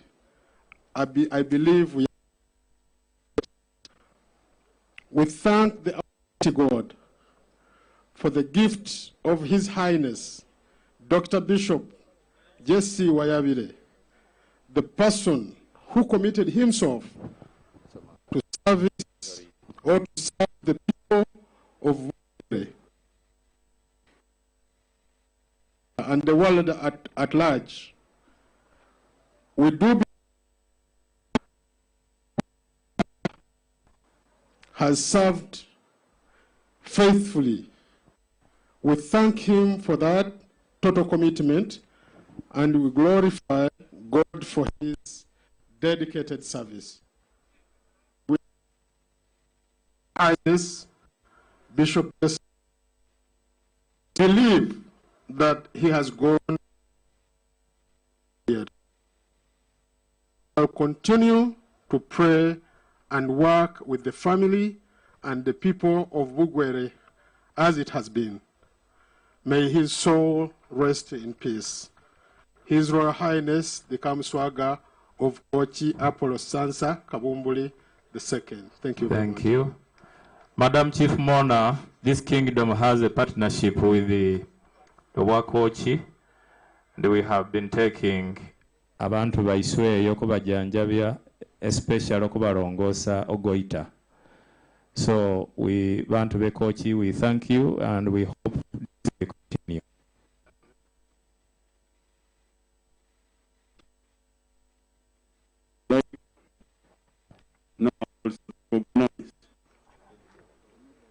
Our local singers, these younger men composed a song that really puts us in the mood to mourn our king. Bluesman and your team would like to recognize you and thank you for that composition in a very short time. Bluesman mwebale ino okwiyo lwembo olwo omumangu mangu dala inga lutolayo swensona engeri gye tusobola okungamu okabaka waiswe abaana abo balina ekitone era nsaba abakulembeze swensona tubeeku n'engeri egye tukwatira ku baana abo okulaakulanya ekitone kinu gunti time y'okutumula okwayibwe naye ntakere just kuba recognizinga abaana abo omulimo ogwe mukolere Bluesman ne tiimu abembi mwembona omwembere olwembo olusewulo ikumbania ate nga mwembere n'olundi olweyafaayo byeyikumbania mwebale ino era muteeke ku kakembako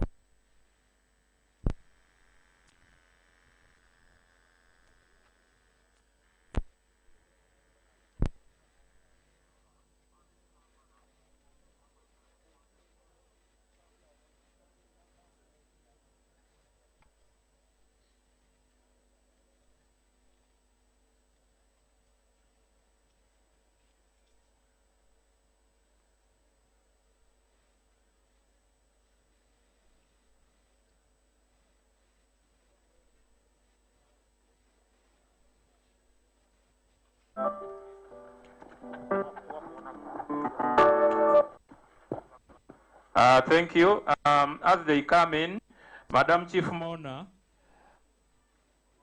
the late has been a director and shareholder of JOM America Compassion in Action, setting the captain.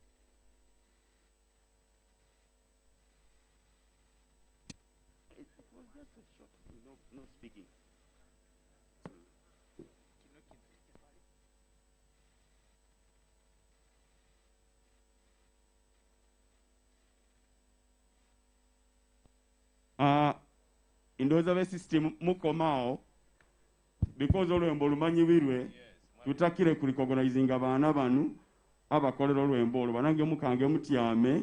This is an official function of the program. We recognize RDC Budaka, who is in our midst. Please, would you stand up for, thank you for coming.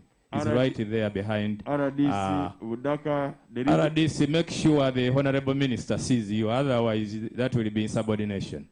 And there you are. The Regional Police Commander of the Greater Bugwere, you are also welcome. DPC Kibuku, you are doing a great job.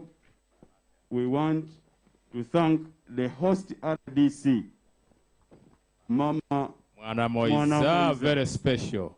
That has been a special Mama gift to singo izire Bugwera. maiso wa minister Because nakuwono tukoleiro mulimu you musaino. have done a job I could not imagine. I thought that She has been here since day one. Yes, she has done tremendous. Beyanzire ino. In fact, most of these contributions from dot services, from Arab contractors, she's the one who has been mobilizing. We thank you, and thank you.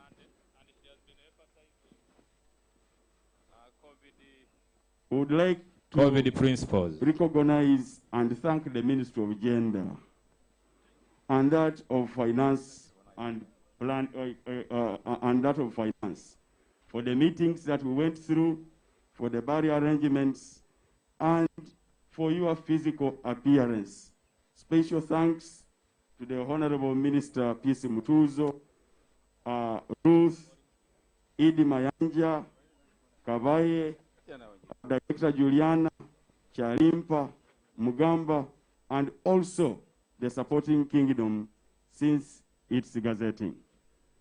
I would like now. We have a message from Mulekwa Eliakim Namoni and family from Butebo. We thank you. We received also the message from the office of the Cathedral of Uganda, Right Honorable Charles Peter Maiga, over the demise of our king that has been delivered.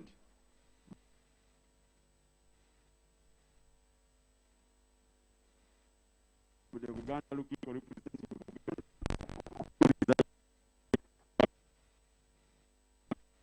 Teso and Sepei for the message.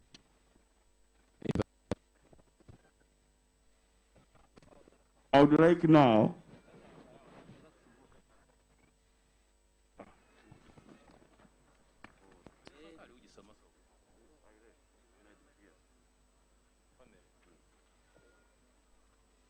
I want to prepare the family.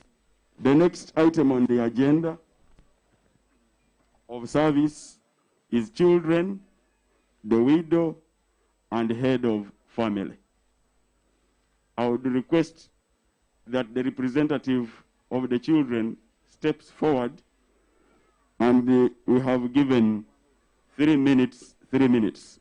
All the children can come ahead.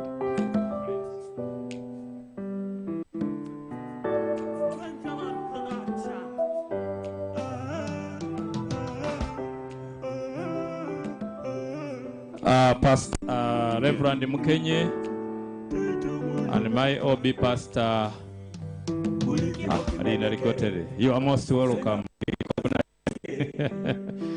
Wako, please, you are most welcome. We recognize you.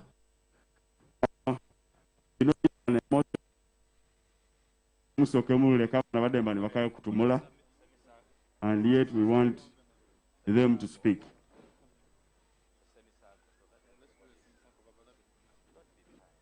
These are both children and children. And I wish you of your age to even work. Yeah, but since that is already okay, don't mind.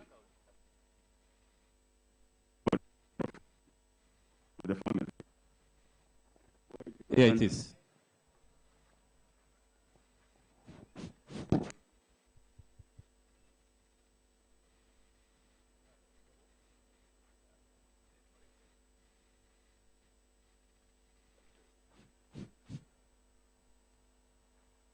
Tweyanzire ino abakalabalaba b'omukolo guno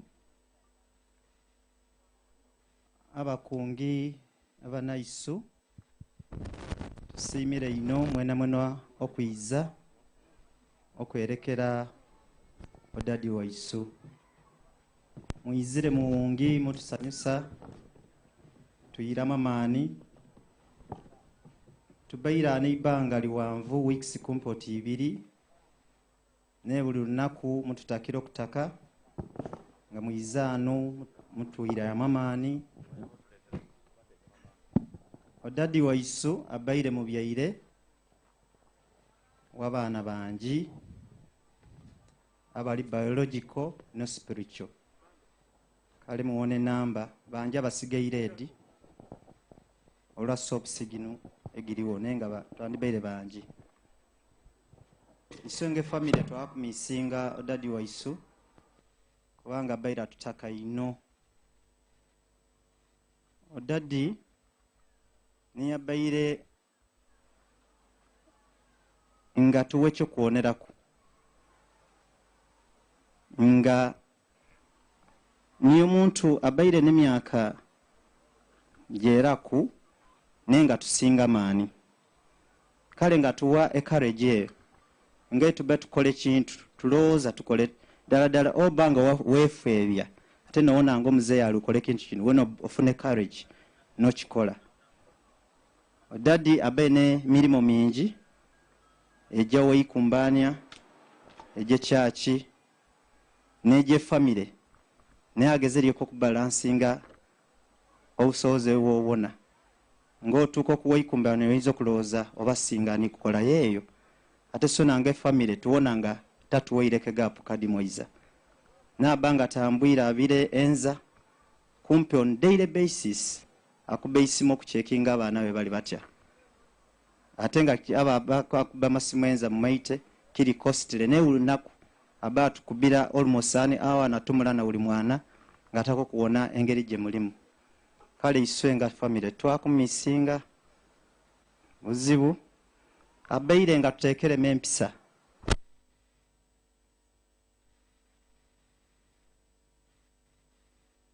there and then kale iswe tumusubwa mu kintu ekyo abaire role model waisu ate tuteekeremu espiriti y'okukola ino abo abamu ku iswe tukola naye abakama baisu bajulizi baisu nti odadde espiriti gye yatuteekeremu y'obukozi tetudisappointinga nga kabakama baiswe neeyo yonna time management nze niyo muzeeyi asobola okuba ati essaawa 3 onja jana amazima olina okutuuka essaawa 3 otuuka essaawa 3 dakiika mwaiza koba oli leeti kale yatuteekeremu espiriti eyo negitukolerawo nati nkakasanga batukwatangako okuboleeti kale a great father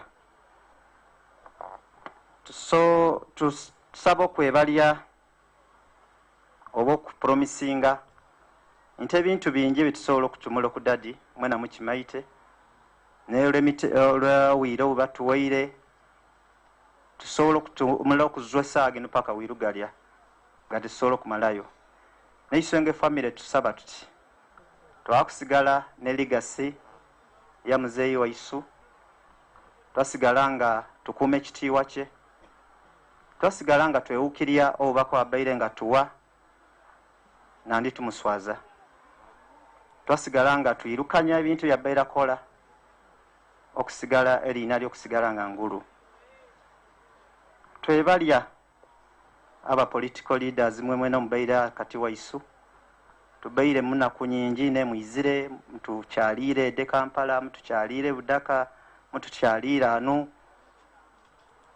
twebalya abakulu b'amadiini esaala gyonyona mutuwaire ng'efamire otugumya amazima gali nti omuzeeyi atufiire kutiniya omuntu omwangu okwanta afiire iso okuzwa yafiire ng'abaana tube tetulukiikirira nti yafiire antiru tude twabiire eddo mu magombe basome essaala y'esembayo niye tutegereire olalongo tube tulowooza nti oba yaabire mu Amerika ng'atira okwaba yaira omaita n'abantu batira okubanga ano bangi tulowooza nti oba abantu it's a use of business bayizire ku kintu kinu nga tetumaite nti bali bayizire okungubagira muzeeyi kitukosere nayo Katonda atubeere twebalya aba cultural leaders bobona aba different chiefdoms abaire naiswe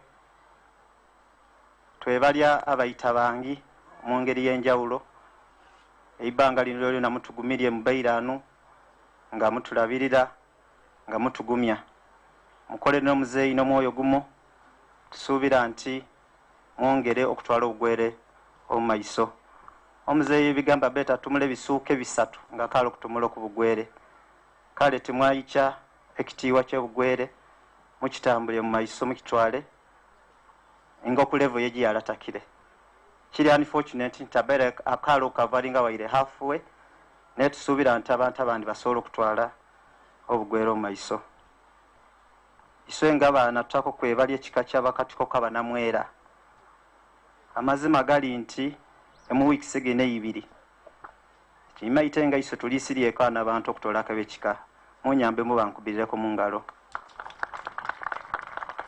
mutukwatiire kwino mutuyambire mutuwaire amagezi abagwere mwemwena nze nsuubira nti singa ti covid niyatwaire omuzeeyi ndowooza nga ekifo twandipangisirye bupangisi andi kyandibeeti kyamale naye amidst all the challenges muweireyo mwiza okwerekera omuzeeyi waisu. In a special way I want to recognize the Ugandan government. They have been on our side, you've given us support, and this great honor to send off our dad in a special way. Madam Minister, we request you to convey to His Excellency and the Ugandan government at large that as a family we are really grateful, because not all people are sent off in a similar way. So who is my dad? Who is our dad to be given this great glory? Thank you very much. We want to also to appreciate the friends of dad from the diaspora. They are watching us live from different media sources. We appreciate they have given daddy support. They have been with daddy all along. We tusaba abantu bobona abaizirani nti musongera otusabira nge family mwongera okubana iswe nge mbaire mbano muzeeyi mutuwe support mutuwe guidance tujiwero kaminga twandibenga tumula bingi nolowire tetutaka tusuukaawo tube bali okwiza mwamwe okwefiriza byebene mbaire mukola mwiza okutwerekesyako omuzeeyi waisu bano bobone balyanu bawayabire sonsona tubatweta bawayabire nza tumwire banjeta Robert Muoya wayabire on behalf of the rest. Thank you very much. Daddy, may your soul rest in eternal peace. Mwebale abani babana. Robert, thank you. And we thank God for giving you the strength and the wisdom. Mwebale ino bana era mutwesere ekitiibwa. Mwebale ino. Okuba nga musoyiro uguma. Era Robert as the firstborn, thank you very much. Okolage courage yeyo. Yes. As we call on the Itulula, who is our queen, I want to relay some messages. Messages from the Steve Woman and Roland Baker, senior pastor and bishop of the Apostolic Church, based in the United States. They have sent condolences to the widow. So as the widow comes, I thought it was prudent that I mention this. Vaina ulume wongi never wereirie a message. Era bali kuwachinga omukolo guno live. So Steve Woman and Roland Baker, we thank you. Tufunire from our church in Zambia, who are the hosting, church from Zambia, bawereirie owido obubaka omugumya era utuukire ne batwana ebiwandiiko bya Bayibuli bingino obugoberera. Tulina obubaka obuli ku London through Joy Chakwita. They are watching live in London and are going to host at 6 p.m. a video conference regarding Owaikumbania Webugwere, which we shall join in after this function.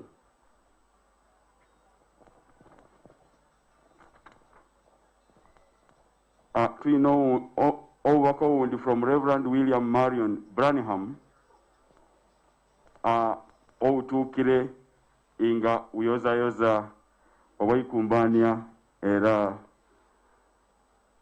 noitulula.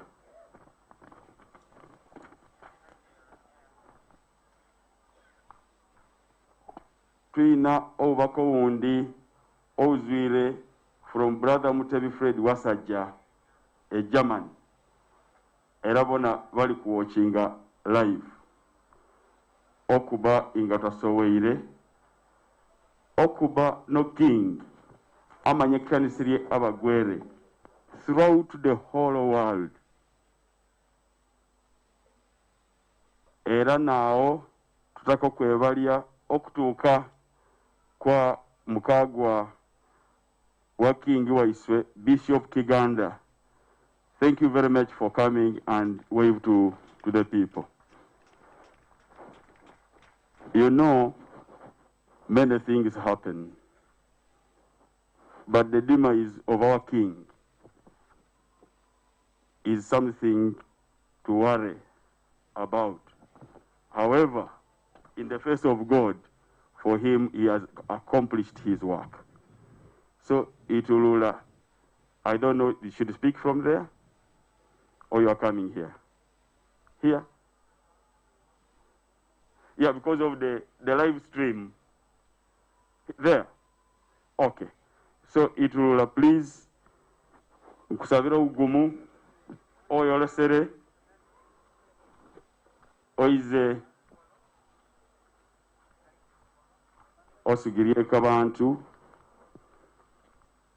Ngobano Ubaka, Okibumba, Era Nebi Akulagire, Inti Umana Iswe, Okabaka, Alimunga Ligirisef. As she comes, we want to recognize in Tufunire 500,000 shillings from dot services that came through Madam Aradisi, and the 500 from Arab contractors. I had already read this, but you know, with the money we have to keep accounting. Thank you.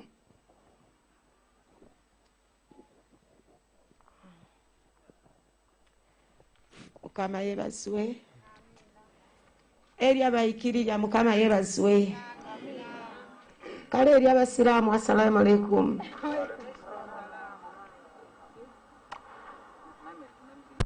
Ntaka okusiima okutuuka okusiima eyo mugeni waise omukulu Minister waise wa Culture is Mutuzo, who is not only the minister but also my personal friend. Thank you for coming. Ntuuka okwebalya okusiima eri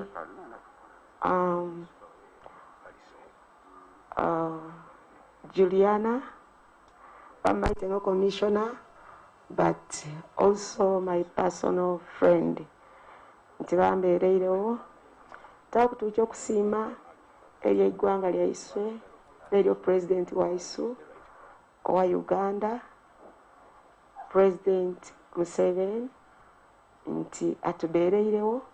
Takutuuka okusiima eri abasumba baisu, Bishop Were, Apostle Sewadda Wadengawulawo, Bishop Kiganda nsangaire okuwona, n'abasumba Mwembo n'Omwizire, abasumba b'Embale omubaire musaba era bakali basabira Obwakabaka mbasiimire, eri Obwakabaka bwonabona ow'e Buganda, e Bunyoro, Tooro, Busoga, Alu, Acholi, Adola, Ugisu, Teso, anakamalire yone agandi nerabire era nowe Bugwere. Ntuuka okusiima nti mwebale okutubeererawo. Ntuuka okusiima eri ekika ky'Abakatikoko nti mwebale okutubeerawo. Ntuuka okusiima eri abaana bange bakolera omulimu munene okuŋŋumya. Mwebale ino.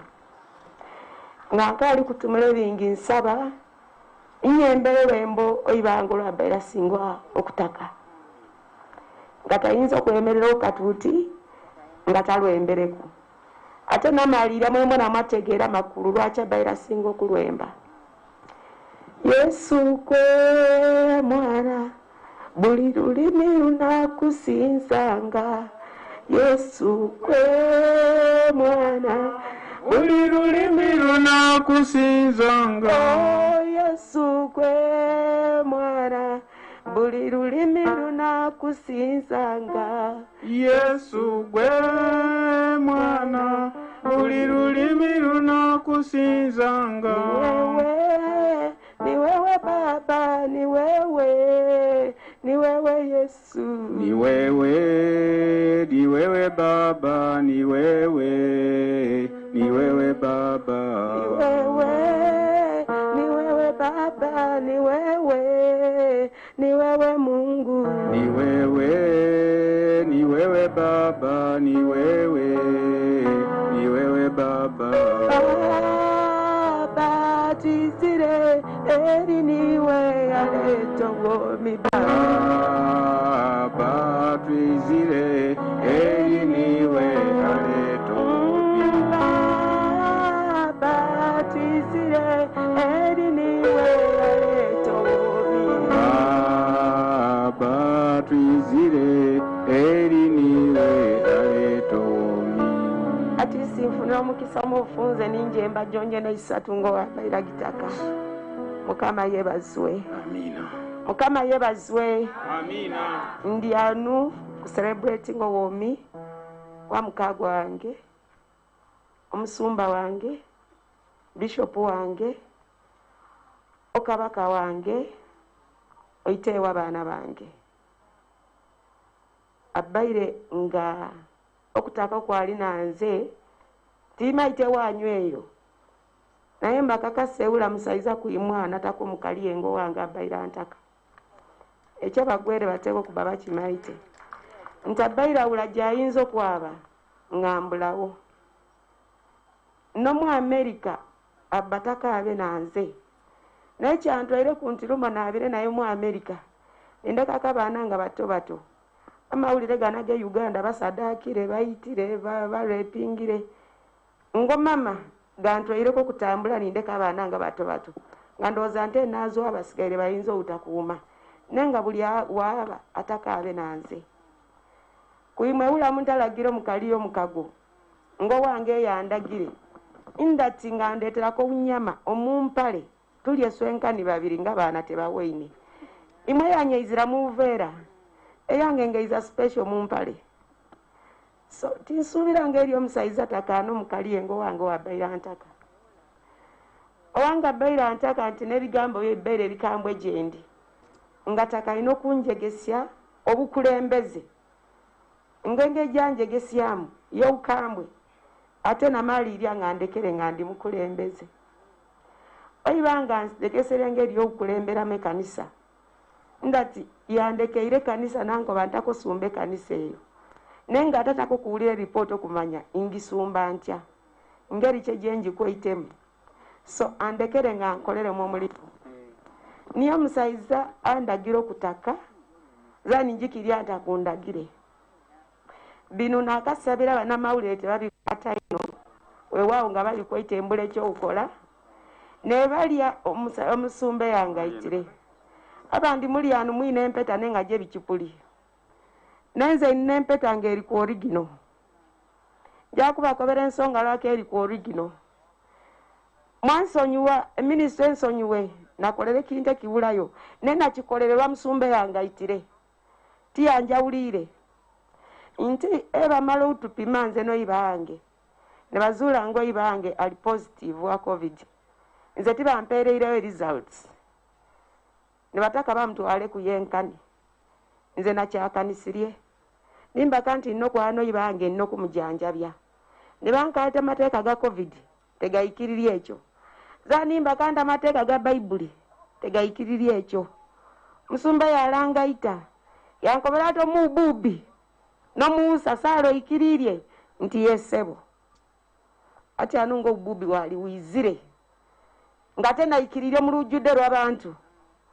Tato omusumba oyo nankoba era abasumba mwegendeeze ng'egye mutulayirizaamu poliisi eyawutusiba abawutumalira mu makomera tutakatuwulire gavumenti tutakatuwulire mwatulayirisirye kubanga omusumba tiyanjawulire obubiki owelina okwaba nawo nandayirisye kindi mba muwomi omulwaire n'omukufa mulwaire n'omuwomi atya n'omuwomi oyibange yalalwaire tibanjawulirewo nti musuuja senyiga diarrhea bankobere bulwaire taninka nti nze munaye ensobi mbaba munoonya naba wa musumbe yangayitire yankobere tiyanjawulirewo yankobere bulwaire niiwo wuno ndina okujanjabya ibange so nitwaba naye nintuuka abasawo ne baŋŋaana siriyasiri bangaine ninyongera okubaka nti ndi mukali mugayite bandayirisirye byenina okutuukirirya mwabandi mwiruka bayi banyu n'abakali banyu nga balwaire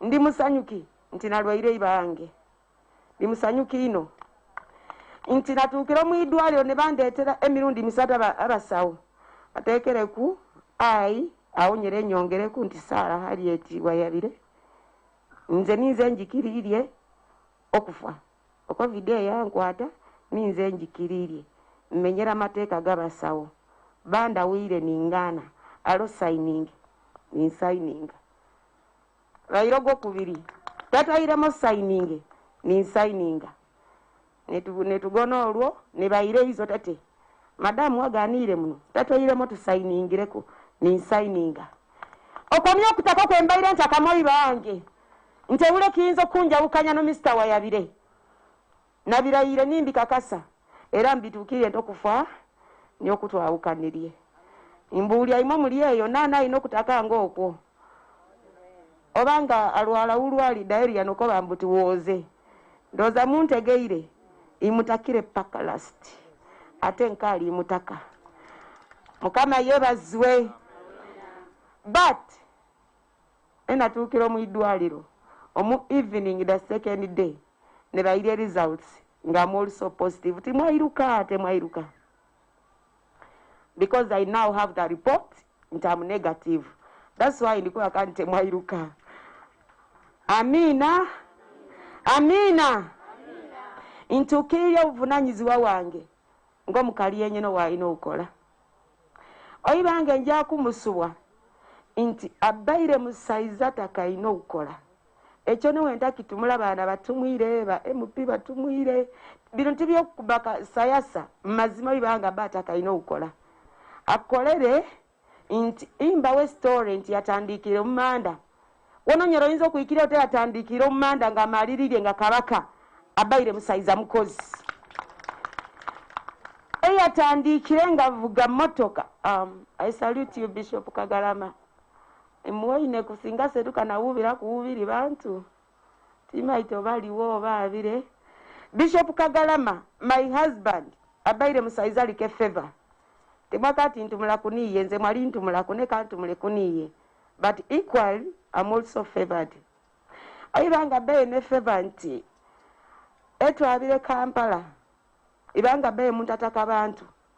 Abasumba bali anu ameta kisoko abe Kampala, twabire nga yaina basumba ngate musaiza takirya n'abo muloni ni kwesite abasumba bakole businesses.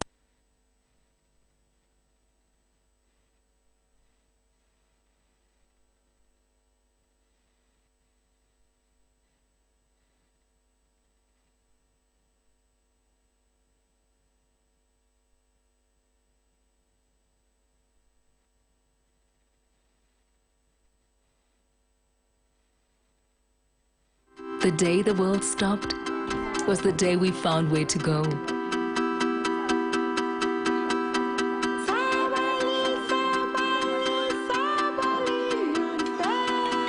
From now on, we're not going to leave anything on our plates, because we've learned to savor the moments that were always there, and they never tasted this good.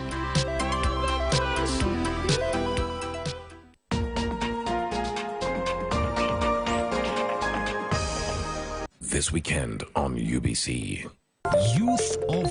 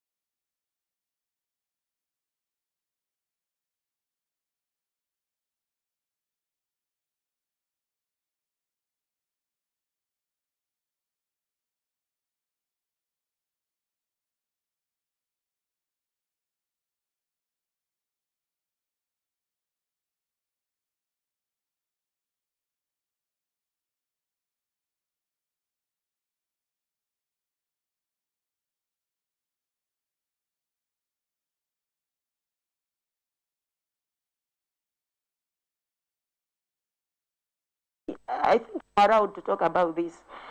Nga tulina okubona nti buli SRM flaga bearer abitire wadde nga tuli mu iddwaliro naye nga tuli ku masimu eiggulo ne tuba basanyuki tukwate engalo ne tusaba ne twebali Mukama kubanga buli gitwabbaire twakubira kalulu so twali basanyuki omusanyuki obwo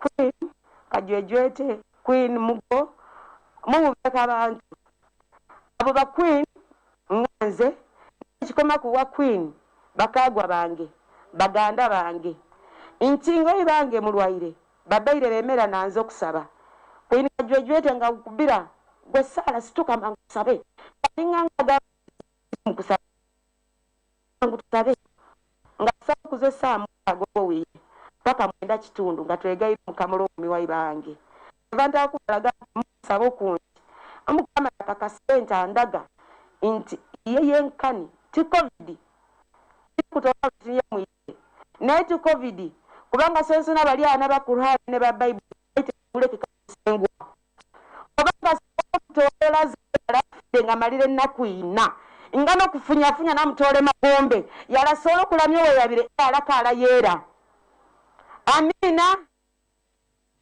takakwe yakorati sinakulamye mirimo gimalire ito twakumusiba mu mibiri n'omwoyo tuli bakakafu ntayire na lotere kiroto ogondi ne yanvunulira ngo takanze nategeire ntayi bange yali ali ukasozi engulu kange zise ku nyumba eyo nyemere itansi yanu nti yali ku ntiko yakasoli yake nyumba eyo nimuonera mu kifaananyi ekyobuvubuka nenge jali waliwo green mungi ngekifo kinyuma okubaawo ngali munte nte nganjeru nganjimu ngente giboneka kusani now nze nansegi na baire Mr. Weyabire iremu nankwana abakosori Mr. Weyabire nankwana buyaka omukunkwana yange na mwikirire kuludi no mukiroto na mwikirire imalo kumwikirira nataka azedi aize jendi abaiza o Yesu natusalaku nge mutumula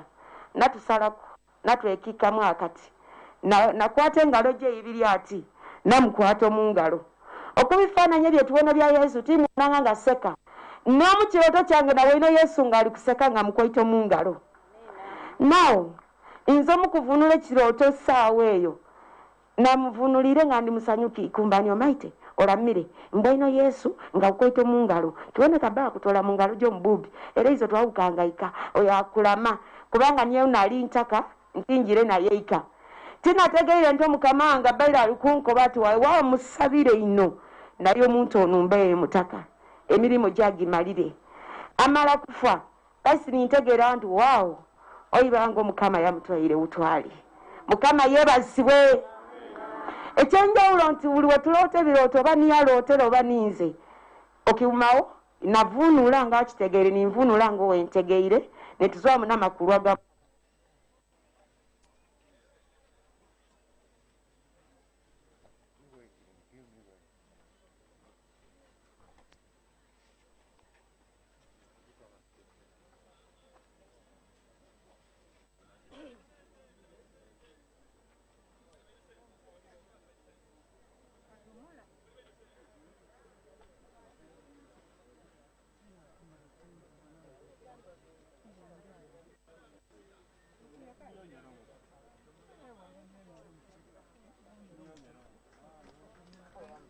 ejakoleire Bugwere ejakoleire Uganda ejakoleire Africa Omukama yasimire natamuleko kwaba mu kifeki bibi namwanirizo mu ngalo gye banaye binje binakatumwiro kwibange oyibanga baire anjeta baby banaye kuimwe beta namukatuko kosimanya na nani simanyani nzo ibanga banjeta baby era nga yakobere kanisa yonjona eula muntu kunjeta kintu kindi baino kunjeta baby ati anu mwembo nange muulire mutandikirawo nze ninzo baby kaisi iye nankoba bino byemweta sweet hani nankoba owuntu utontono tinamwetanga akasweet akatanu bino byentumule kanisa eriwe maite n'abaana bange bamaite nankoba onoonya ekintu ekinene ekyo obonjeteku tuwanjetewo obuswiti konze baba tyaniwo mapeera niyo ennyumba eri omukampala ewo ne kakusa konze baba tyaniwo mapeera okuzwala ataano niwo aeroplane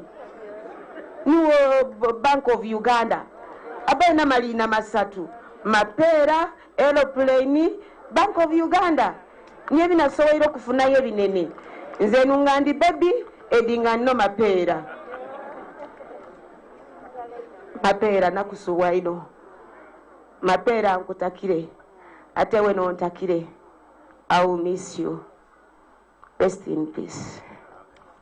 Webale ino tweyanzire mukaire banange engalo ja mukaire abayita bangi muno gyekuwona bayitulula kanso abayitulula kali kuwulira emizira webale tuli ne message okuzwa revival schools Kachomo ng'omukaire abanga nga bona bawe revival secondary and primary schools nga banyolwa ino olw'okufiibwa ku director waabwe asayiningire niyo kasigalire Asensio head teacher wa revival school. Okay, thank you very much. Era itulula tukwebalya ino obuvumu okozesere okuwa obubakawo eri abantu bo omukama yabala okugumya amen era okakasa obujulizi owo enu testimony era nsuubira nti Bishop Lwere you will talk about it the conviction the Ikumbania had that it was godly. God sent him to demystify the notion that culture institutions are satanic, culture institutions are related to bad things. And he has been doing a job just exactly that. That's why he could clash with anybody who is in his way to unify Bugwere, to unify Uganda, to unify Africa.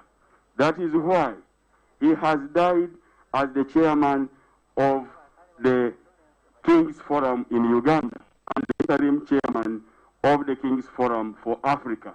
Because that is the vision that he was given by God while he was in America. That he testified to the church and some of us, his brothers, and he pursued that goal. And I suppose God called him because he managed one thing, to have demystified the notion that culture institutions are satanic. I call upon the message from Church of God, East Africa, Uganda, Office General Assembly, Kampala. We recognize your sympathy with us, and we thank you for that. I now call the head of family for 5 minutes to give his remarks, and thereafter we shall be calling the chief mourner and handing over to the church. I thank you.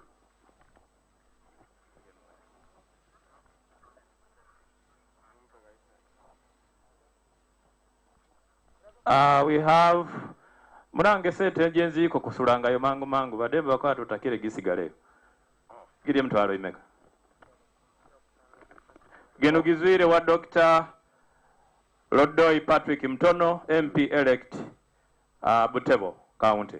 Maido, please come for this money. Yeah, there is another one here today, Itulula, from Pastor brought by Brother Amos. Pastor Lem Differs Elzefan to the Itulula. 20,000 shillings. That one. Now the head of family, you are the one on the platform.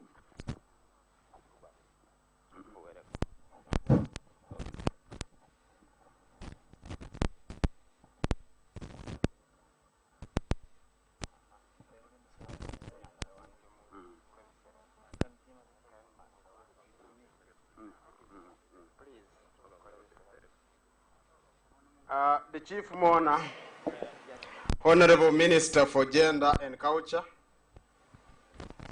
Honorable Ministers present here, Honorable Members of Parliament present, the RD present, the Honorable Prime Minister of Weyabire Wabugwere and your cabinet,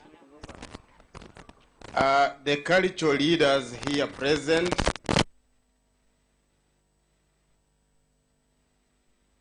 Lord Bishops and pastors and reverends here present, and all other persons in your respective capacities, we sincerely most welcome you to this home. Nga tuyikiririra nti okufa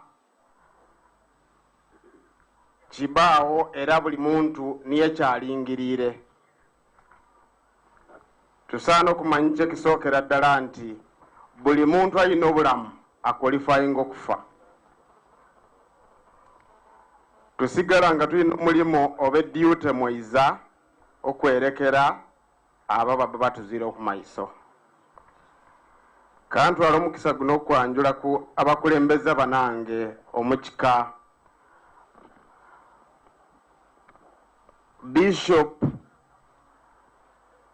Dr. Jesse Weyabire, the first Ikumbania of Bugwere Royal Kingdom. Abaire mukatiko komu namwera nga ni mulungami, the head of clan for the bakatiko kaba namwera. Yalondeberwe omwaka gw'2011 2011 netumutiyamisya mu 2012 nga clan head.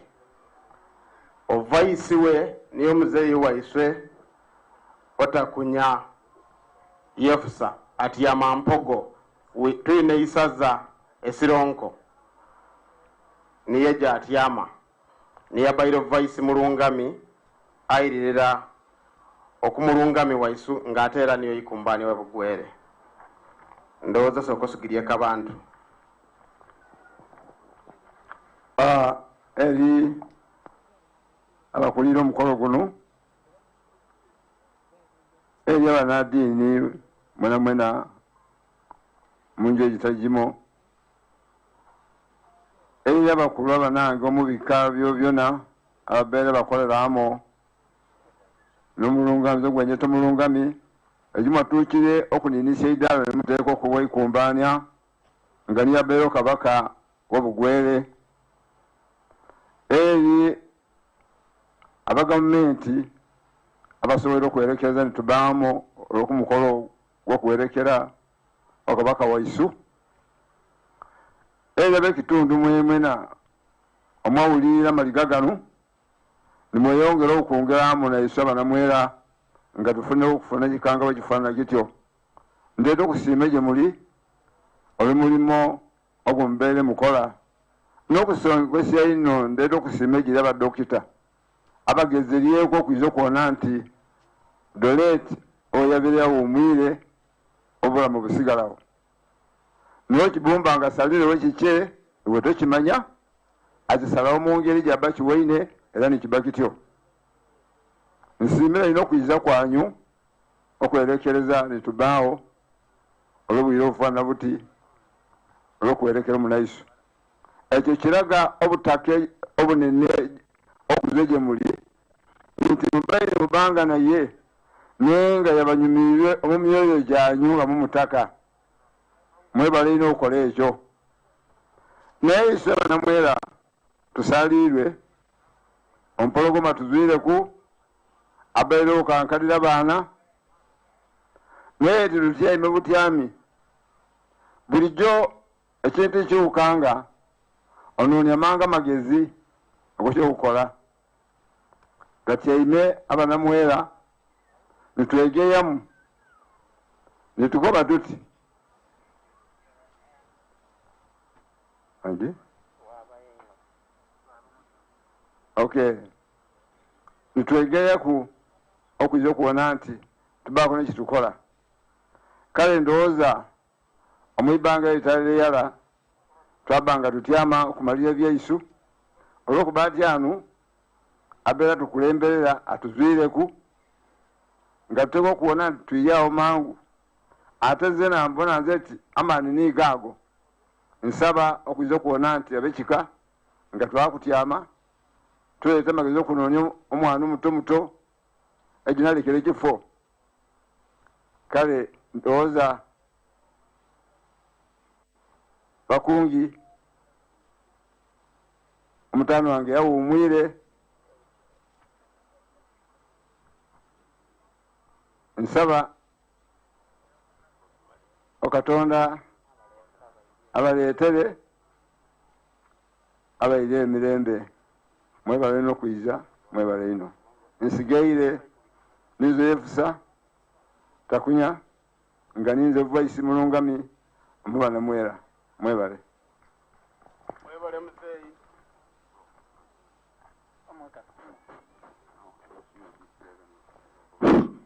Muzeeyi webale okwongereryako ebigambo ebyo. In the interest of the people that do not understand Lugwere, allow me say a few things in English, especially on the facts about the late King of Lugwere. And our king was born on the 25th of July 1957. And he has passed on at the age of 64 years. He has survived with a number of children, as you can see. As a big man, I cannot say 1, 2, 3, 4, 10 others are adopted, but there are quite many, with 6 grandchildren. He graduated with a diploma in religious studies. He became a pastor and thereafter grew into the ranks until he became a bishop in the Pentecostal churches. He founded the Revival and Salvation Apostolic Churches, which has had over 40 branches in Uganda and other places in Africa. 140. There was a typing error. He